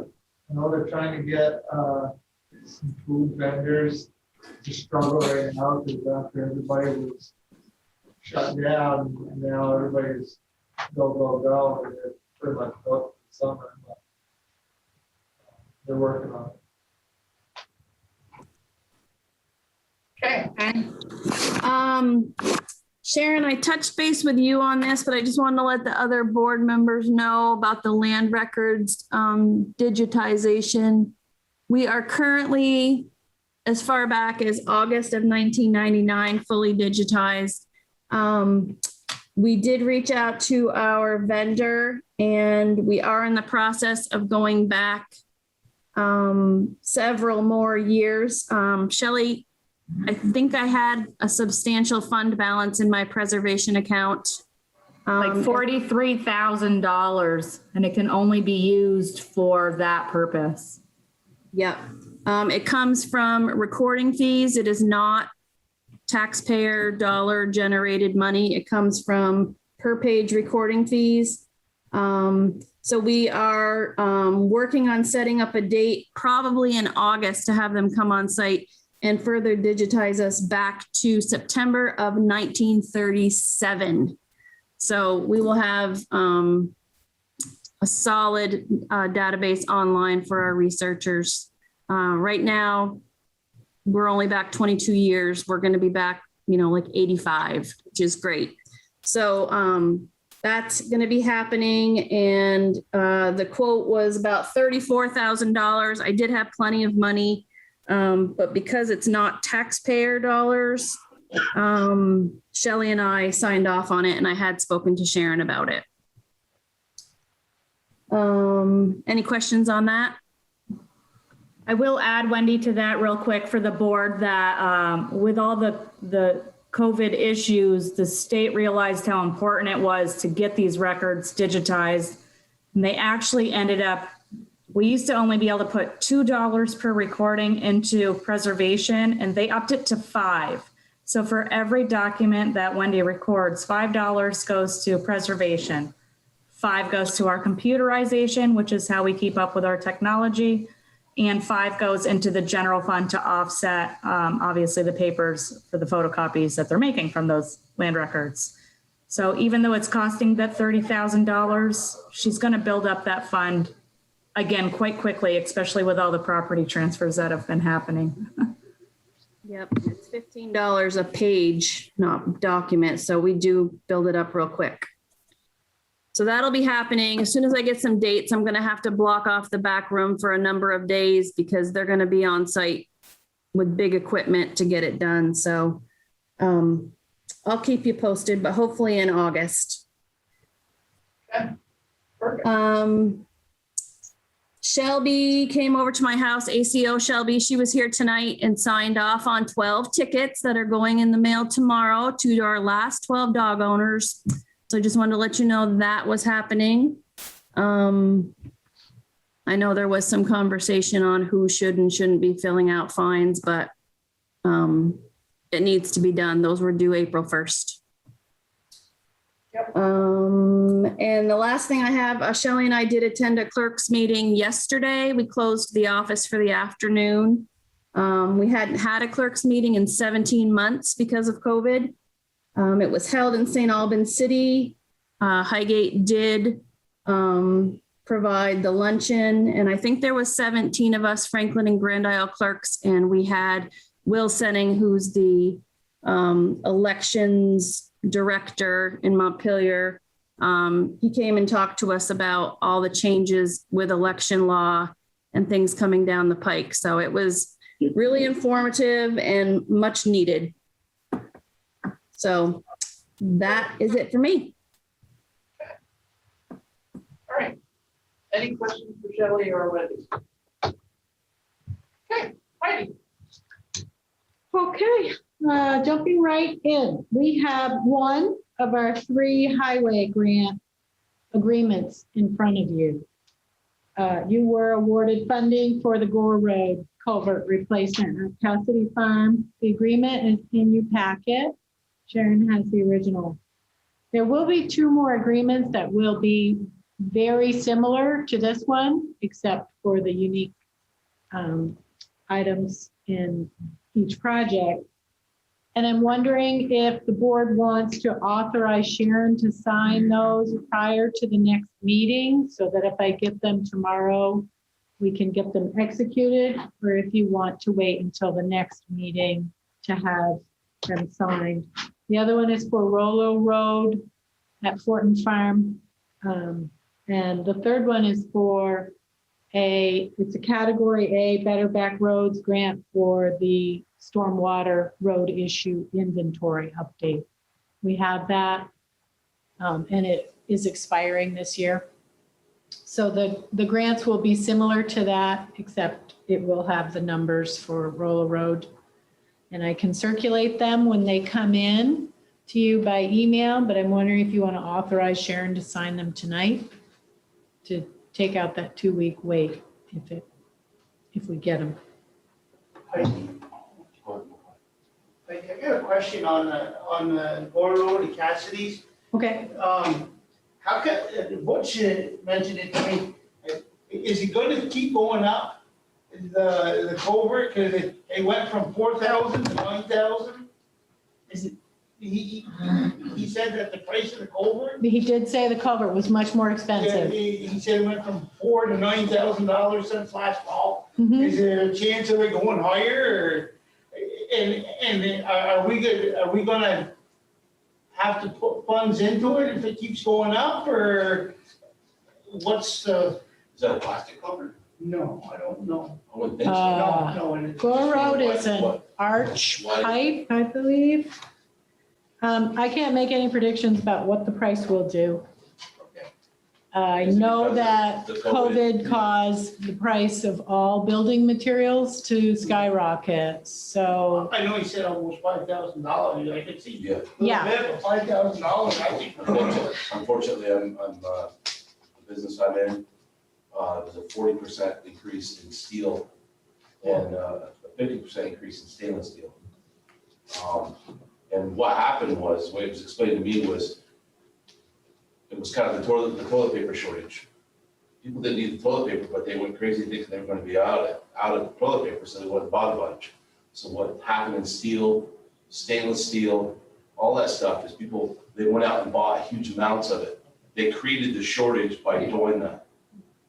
And so supply and demand, now the price is jacked up because now the demand is outweighing the supply. I'll go buy a sheet of plywood. yeah. It's exactly the same. So I wouldn't think there's gonna be a lot more increase, but because prices are starting to low, but So it could, in other words, that could go down by the time we get around to put that in. It could or it could. Well, this is a rush job. So, They want to do it this summer. so the cost estimate for that is down at $10,000. So it's already above what we think it'll cost right now. So there is a little wiggle room there. We're still okay. is there a way of contacting somebody, whoever is purchasing the culvert through, to say, hey, you're gonna lock us in here for at least 2 weeks or 30 days? Well, if you sign this, we can purchase the culvert. Well, that will take care of your price increase. Okay, that's. Yeah, it looks like it's a 61-inch by 51-inch by 45-foot arch pipe. There you go.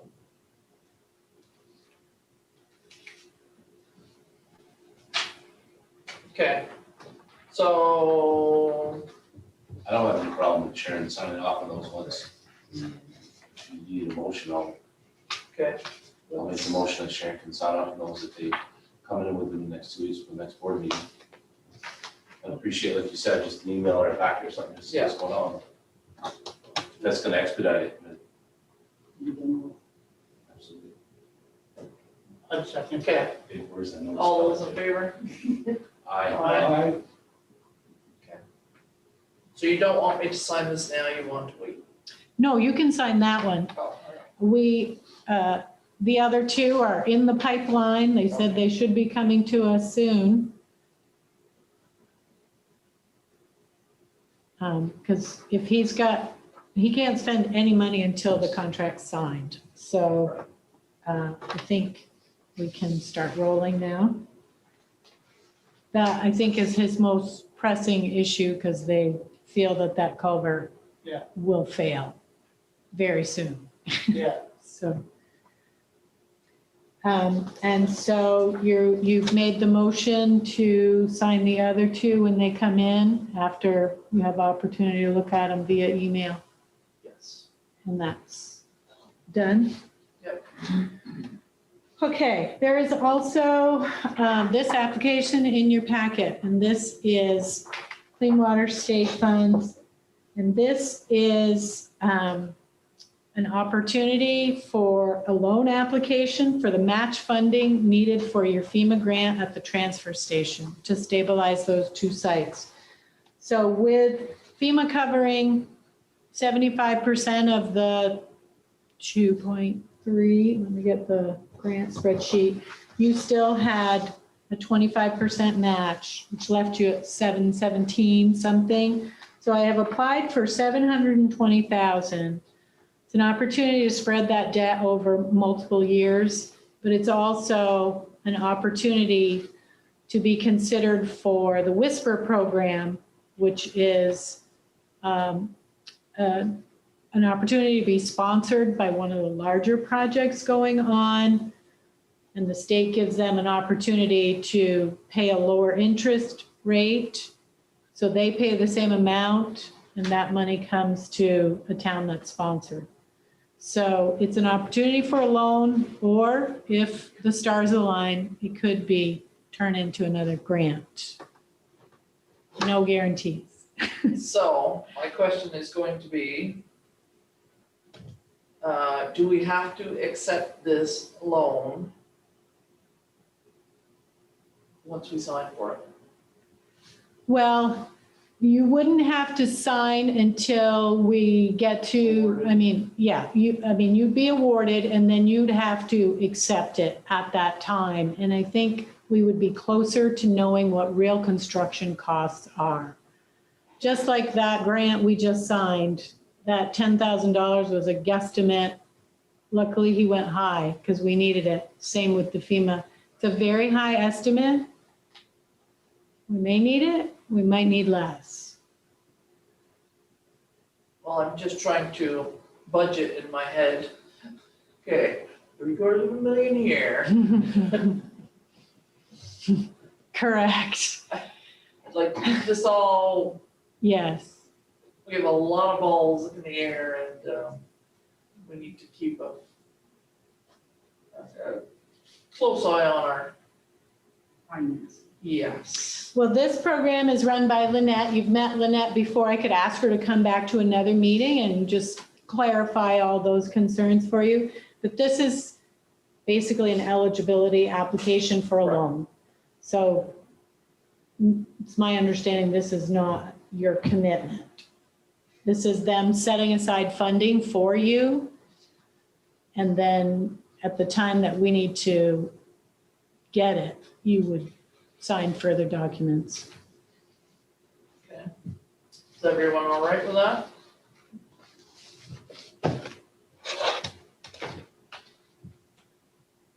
We're not committed to anything, so it's just pretty much, we're not committed, then I'm okay with it. Right. That would be my only thing is I'm not committing to a loan for $720,000 with all the other projects we have going on.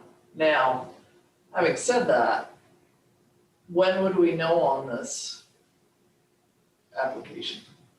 Can't say off the top of my head. Okay. Have we heard anything recently from FEMA that would suggest that that project is going forward?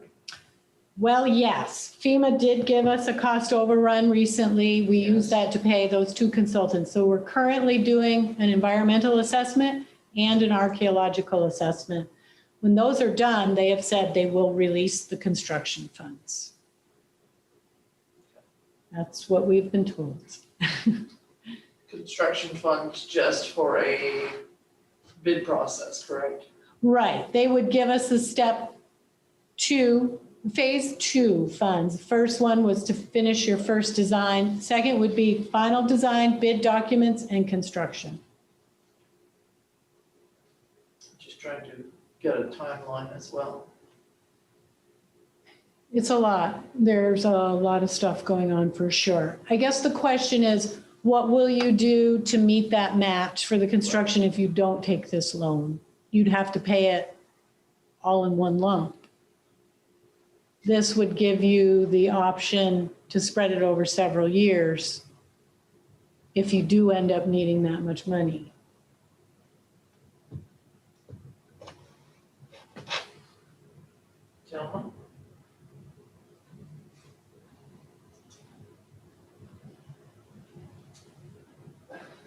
Okay, Bruce, spit it out. It's to be mind-boggling. It's just, it does. All right, 680,000 here. What Misha Road is these days, but it's. going We're up. still short 1.2 million on Macy Road, but I have some news on that too. Now, and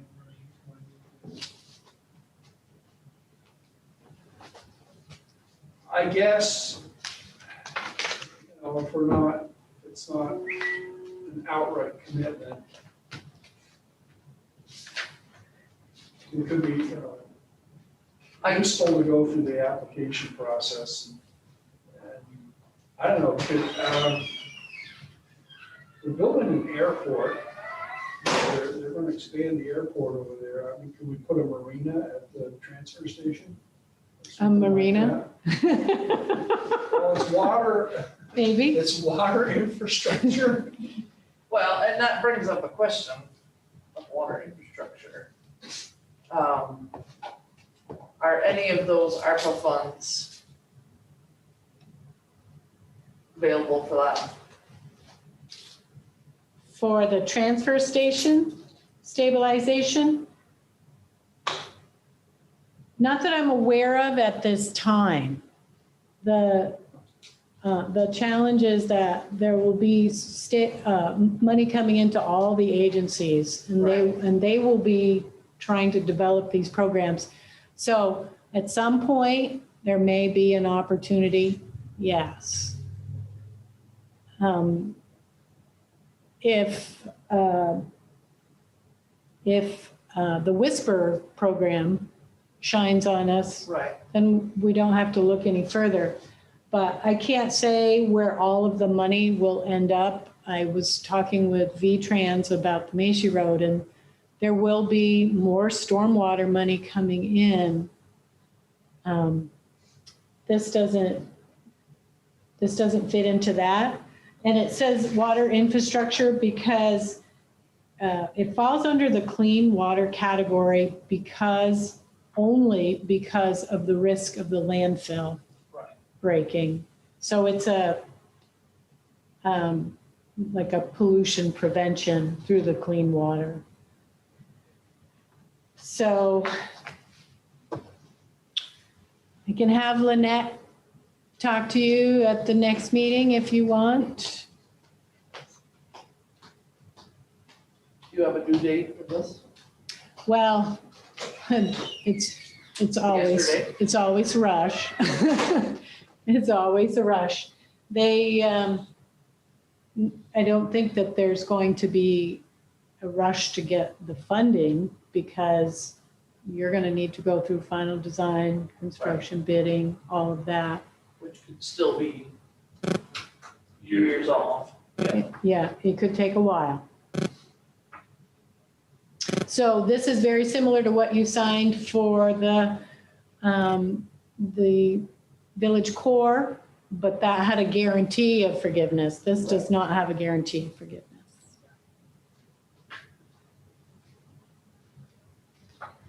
Well, so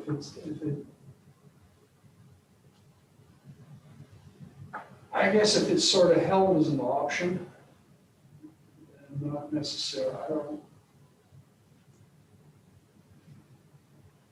I don't see much harm in it at the moment, but.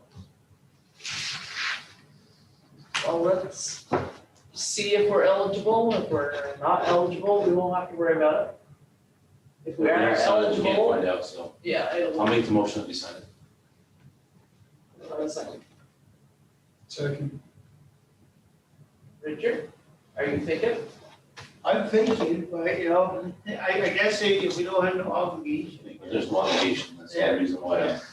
They're just put pen to paper on it, and we're not committed to anything right now, so. Okay, all those in favor say aye. If we don't do it, then we don't have to. And look, hopefully, we can get the Whisper program. That's the goal. Yeah. And ARPA funds is still so many unknowns. But we do know that there is money at the state waiting for us. We will get 191,684 in 2021 and the same amount next year. That's not including what comes to the county. That will be filtered out as well. And these funds have to be obligated by December 31st, 2024. So we don't have to have a solid plan when they come into the account. We have to do that by December 31st, and they have to be spent by December 31st, 2026. So we got some time to sift all this out. It's a lot coming all at once. So I did not move forward on the lead and asbestos yet. I didn't hear any mumblings or anything, so I put it back in there. Please authorize me to hire one of those folks to get that done.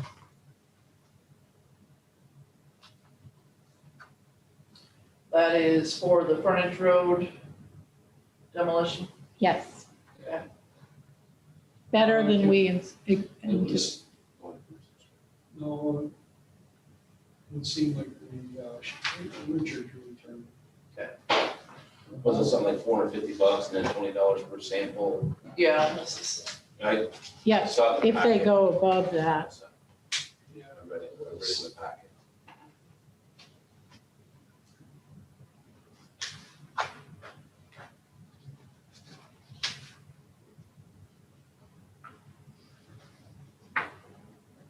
So if you've got some language there, I'd make the motion. okay. So we make the motion to authorize Heidi to choose and hire one of the 3 bids provided. K&D Associates, KAS, or Claypoint.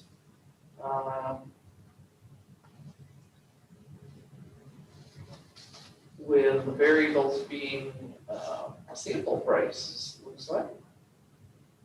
Biggest thing. So Bruce has made the motion. Do we have a second? A second. For lead and asbestos testing. Yeah. Frontage for the garage. Okay. Demolition. Okay, all those in favor say aye. Aye. Okay. Fire alarm install scheduled starting next week. Should be done by the end of the week with testing on Friday when the office is closed. There is an updated grant list in your packet, not too many changes. The vending ordinance. We had brought that to you. Luke came in and discussed it with you. I also circulated it to the DRB and they had a couple comments, so put that email in there. They just wanted to raise a couple issues,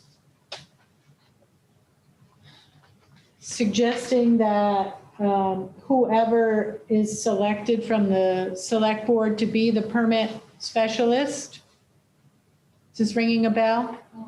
That they would just be reappointed every year, which makes good sense. Yes. Make sure Park Power Source can handle requests for usage.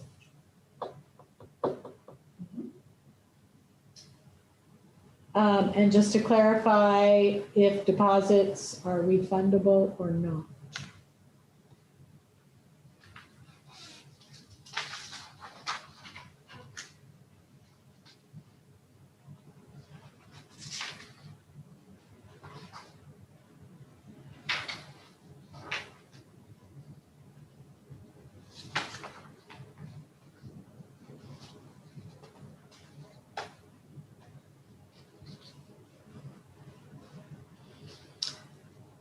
So this will go back to the Planning Commission on Tuesday. So they can take a stab at that if you want them to do the wording for it. I like that. Okay, Okay. what was the deposit? That's what I was looking for.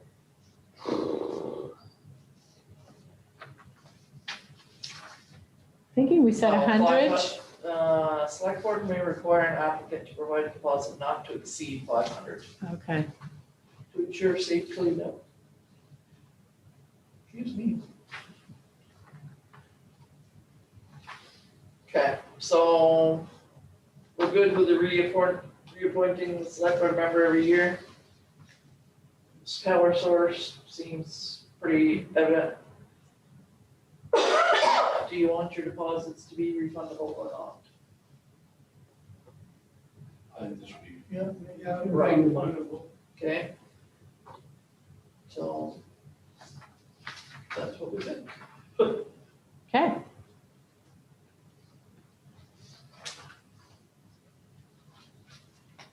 All right. Takes us up to select board, your resolution and draft article. You don't have to do that tonight, but I wanted you to start looking at that. Is that what you want for wording? And you will have to zero in on that magical number.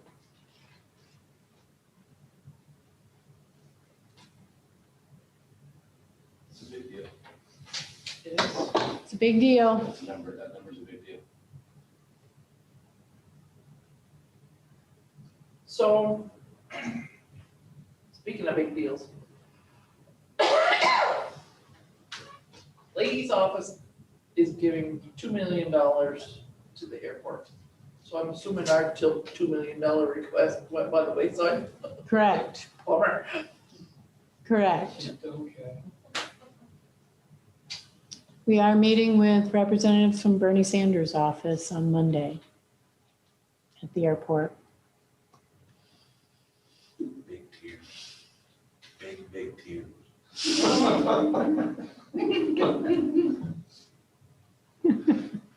See what Kyle going. Yes. Well, at least it gets us the airport part a little further ahead. Make the state be a little more responsive and a little more pinned down in their funding.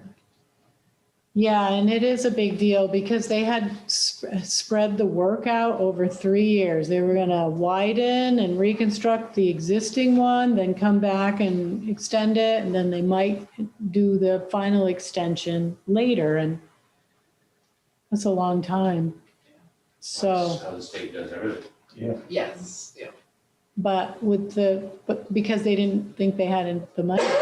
So they have the money now. They have the money. They Plan should it be able to do it in 1 year if construction will allow that. So that's a big deal, especially for the operators of the airport. They were very concerned about not being able to use the runway over that period of time. Yeah, that would be an issue with that. Yes. So they're happy about that. So one thing that I wanted to put out there was, Joe DePeedy, our fire chief, they have a boat. And they think that the amount of use that they give to the boat, it's not worth housing. And they are asking the select board to sell the boat. Richard had brought up an excellent point. We need to double check and find out whether or not that was purchased with a grant. Probably was purchased with a grant, but I can tell you that I think it's like a 5-year. Not all the grants are the same, but I know the grants that I was part of back in the day, it was like a 5-year, and then you could. But I completely agree with Richard, we need to find that out. Right. But my opinion is they should get rid of that boat and as soon as possible, like we can. Well, they have a motivated buyer in the town of Elberg's Fire Department. Their Somebody boat, gets some use out of it. yes, their boat, but, and they are in need of another, All that boat does, sits there, takes up space, cost and money. causes maintenance issues because it's not running enough. Right. I can check the boat folder in my office tomorrow morning Okay, find out if there's anything grant related in that folder. Perfect. But I would also put it out to bid even with an interested buyer, just to keep things fair across the board. yes. That boat is worth more today than it was when it was purchased 5 years ago, 8 years ago, however long ago. So our fixed asset inventory lists the boat, and trailer for $79.43. Joe did go down to boat headquarters and they gave him two prices. One was apparently the buying price and one was the selling price. And the buying price was $3,000 and the selling price was $7,000. So That's with the engine? I, Don't think so. so That's a brand new engine. That That engine is. engine has maybe, I bet you the engine don't have 50 hours on it. It's got less than the boat. Because it got, It was a different time. Which purchase, it wasn't purchased as a package? yeah, it was, but when we put it over the shed, it's a bit sold more. Oh, Oh, So, anyway, it's not worth as much as I think it is, but I agree with Shelley, it should go up to bid. Yep. But I think it's just taking up space. I gotta ask about going out to bid. I mean, so some private individual wants to purchase a boat that's all set up for a rescue boat. When another municipality could use the thing and winds up not being able My to. response to that was, what are the odds of someone fisherman gonna put a bid on a boat? Unless it's a lowball bid that's got handles and stuff that's built to be a rescue boat. The odds- You don't have to accept any bid you don't want to. It's just a formality and it avoids any favoritism. correct. So it keeps you out of hot water. Yeah. Let's go with the motions. I agree with you 100%, but an average fisherman isn't gonna wanna buy that boat. It's got special handles built on the outside. Seems like I've met some pretty crazy fishermen. I'm not gonna doubt you have it. That- But I understand.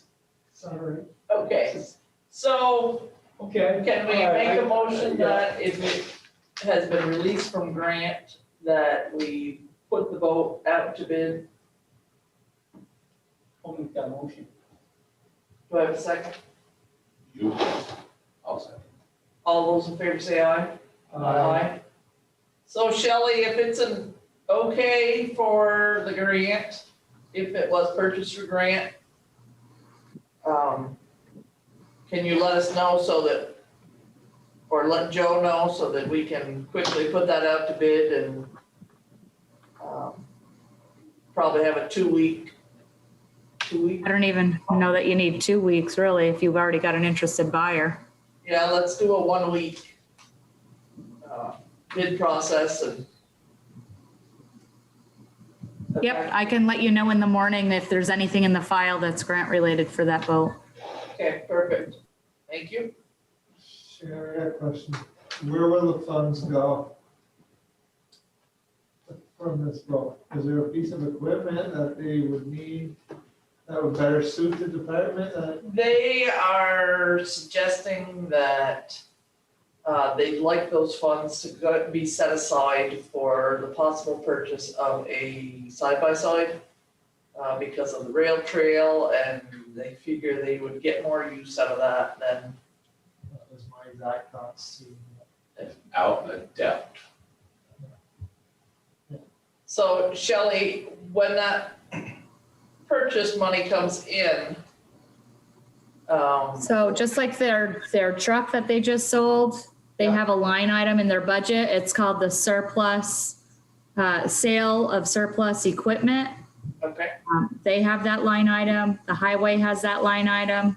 And anytime this happens, the revenue goes there. If they haven't spent that revenue in this fiscal year, in this budget cycle, then it will be added to their fund balance. And that fund balance that they had is how they used to build their radio tower, their communications tower. They had some money in their fund balance a couple of years ago. So it does stay with the department. And I guess it would be up to them and then approval by you on how they spent that money going forward. Okay.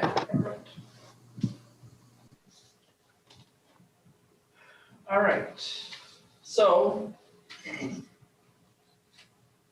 that leads us back to your resolution and whether you want to go. Need that number tonight? No. So in Ed's memo, he put a timeline on August for you to finish that. So we can put it on your next meeting, August 5th, I believe, is your next meeting. But we have to nail it down by then so you can post your article.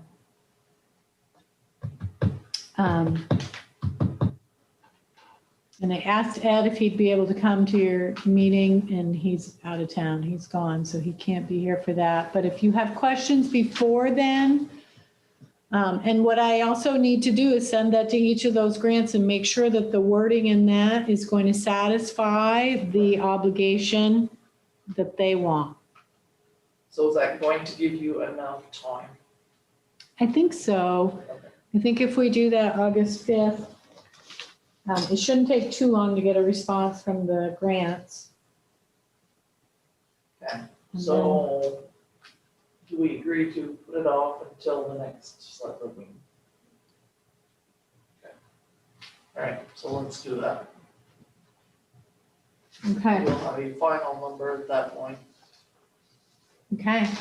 You could always call a special meeting if you want to chat it out one Right. night and come to consensus on that, because it is a big topic. Might not be a bad idea.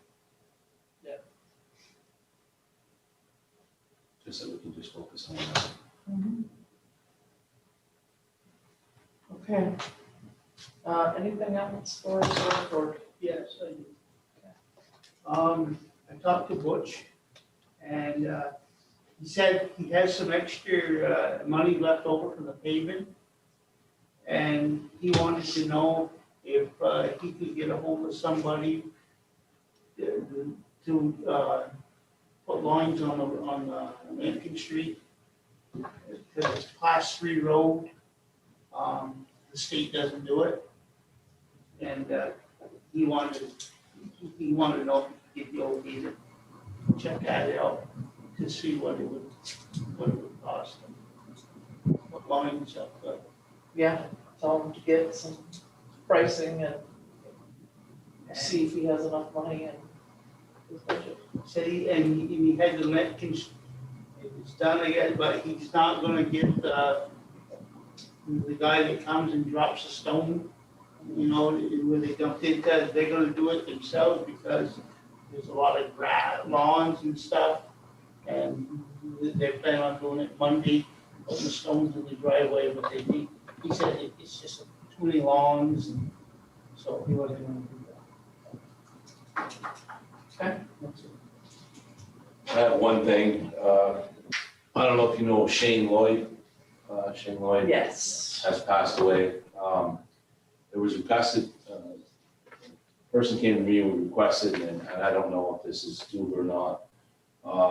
On Sunday, his service is gonna be on Sunday morning. And they asked if it would be possible for our electronic sign to be froze from like 8 to 9 in the morning. Because the same honor guard that escorted Mr. Lloyd to Plattsburgh for his honor flight is gonna escort the family to the funeral home. And they wondered if it would be possible to freeze the electronic board with just thank you for your service, Shane Lloyd, or maybe for the day. I mean, Yeah. I don't know what's entailed with the electronic board, We do have a policy in place. I'd have to read it. okay? And there is a request form that they would bring to you to sign off on. And it is, I believe, am I right, Wendy? It's on our website? It is. It's also at their discretion. We did freeze Right. it for Mr. Bushy.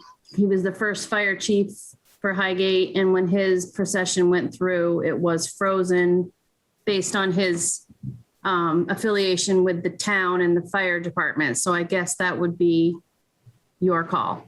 I know, I think he spent a lot of time at the library, I was told, He did. and the elementary school. That is true. He had a lot to do with Yes. flags flying at schools. And he's also a 23 or 25-year veteran of the military. I don't know what the policy is. I was asked to bring it up and ask the question. I would make a motion to freeze the sign for Sunday in his honor. You want me to freeze it for the whole day, Sharon? Or just for the morning, or what do you want? Just freeze it for the day if you could, that way you don't have to keep coming back. Okay, I can do it remotely from the laptop, so whatever you want. Oh, okay. It was requested just from 8 to 9. Because sometime in that period, I don't know exactly the time that the family's gonna be brought through. Did they have any requested verbiage they wanted, language? Actually, no, it wasn't the family member that actually asked. Of course, I'm quite close to the family. I worked with Shelley for many, many years, and I know the family really well, but just. We did also change the sign for Mr. Roddy, so, we have done it in the past. So how about 8 to noon? Okay. Thank you for your service, Shane Lloyd or Mr. Lloyd. Yes. Thank you for your service, Shane Lloyd. I think that'd be awesome. Okay, you got it. Thank you very much. Thank you. Welcome. That's all I have. Okay. Anything else? So After watching the minutes from your last meeting, I got in contact with Heidi about the road questions behind where I live, the town road. We did a little title searching in the office. Believe it's a abandoned road with a right of way through there, but I think there's more title searching that needs to be done. And it doesn't have to be discussed tonight, but I just wanted to let you know that we looked into it a little bit. All right. So, to be determined. I can have a little more conversation with AOT, and then it's probably gonna have to go to the attorney to actually determine it. Right. Okay. It's unclear. The other discontinued roads are indicated on the map, but it's possible that was discontinued so long ago that they didn't put it on the map. I don't really know. I also wanted to just mention the municipal planning grant is opening up again in September. And the arena had interest a while ago in doing a long-range planning project there. And so I had just checked in to see if you're still interested. And if not, the village core would be interested in getting more. I think we took, 2 meetings ago, we took steps in that direction. We created a wish list, want list. So I think we're in a lot better position this planning cycle to do that than we were the last time it was up and up. Okay. We will go in that direction. And just one more thing I neglected to mention is that the stormwater grants are opening up again for the Meisha Room. So I will be able to apply to that again. And because they apologized profusely, they lost our right of way in the shuffle of stuff that's going on. Every agency is like this right now. They all are chicken with their heads cut off. They can't get enough staff to do what they're supposed to be doing. So it was lost in the shuffle. We're supposed to have it very soon. But in a way, it was beneficial because it gave you time to get closer to blessing in disguise, because you will be able to get a construction bid. And we might be able to do that right around the time we're applying. Opens in August, due in September. So hopefully they will be able to help a lot with that this time. Okay, anything else? That's it. All right, well, thank you all for coming.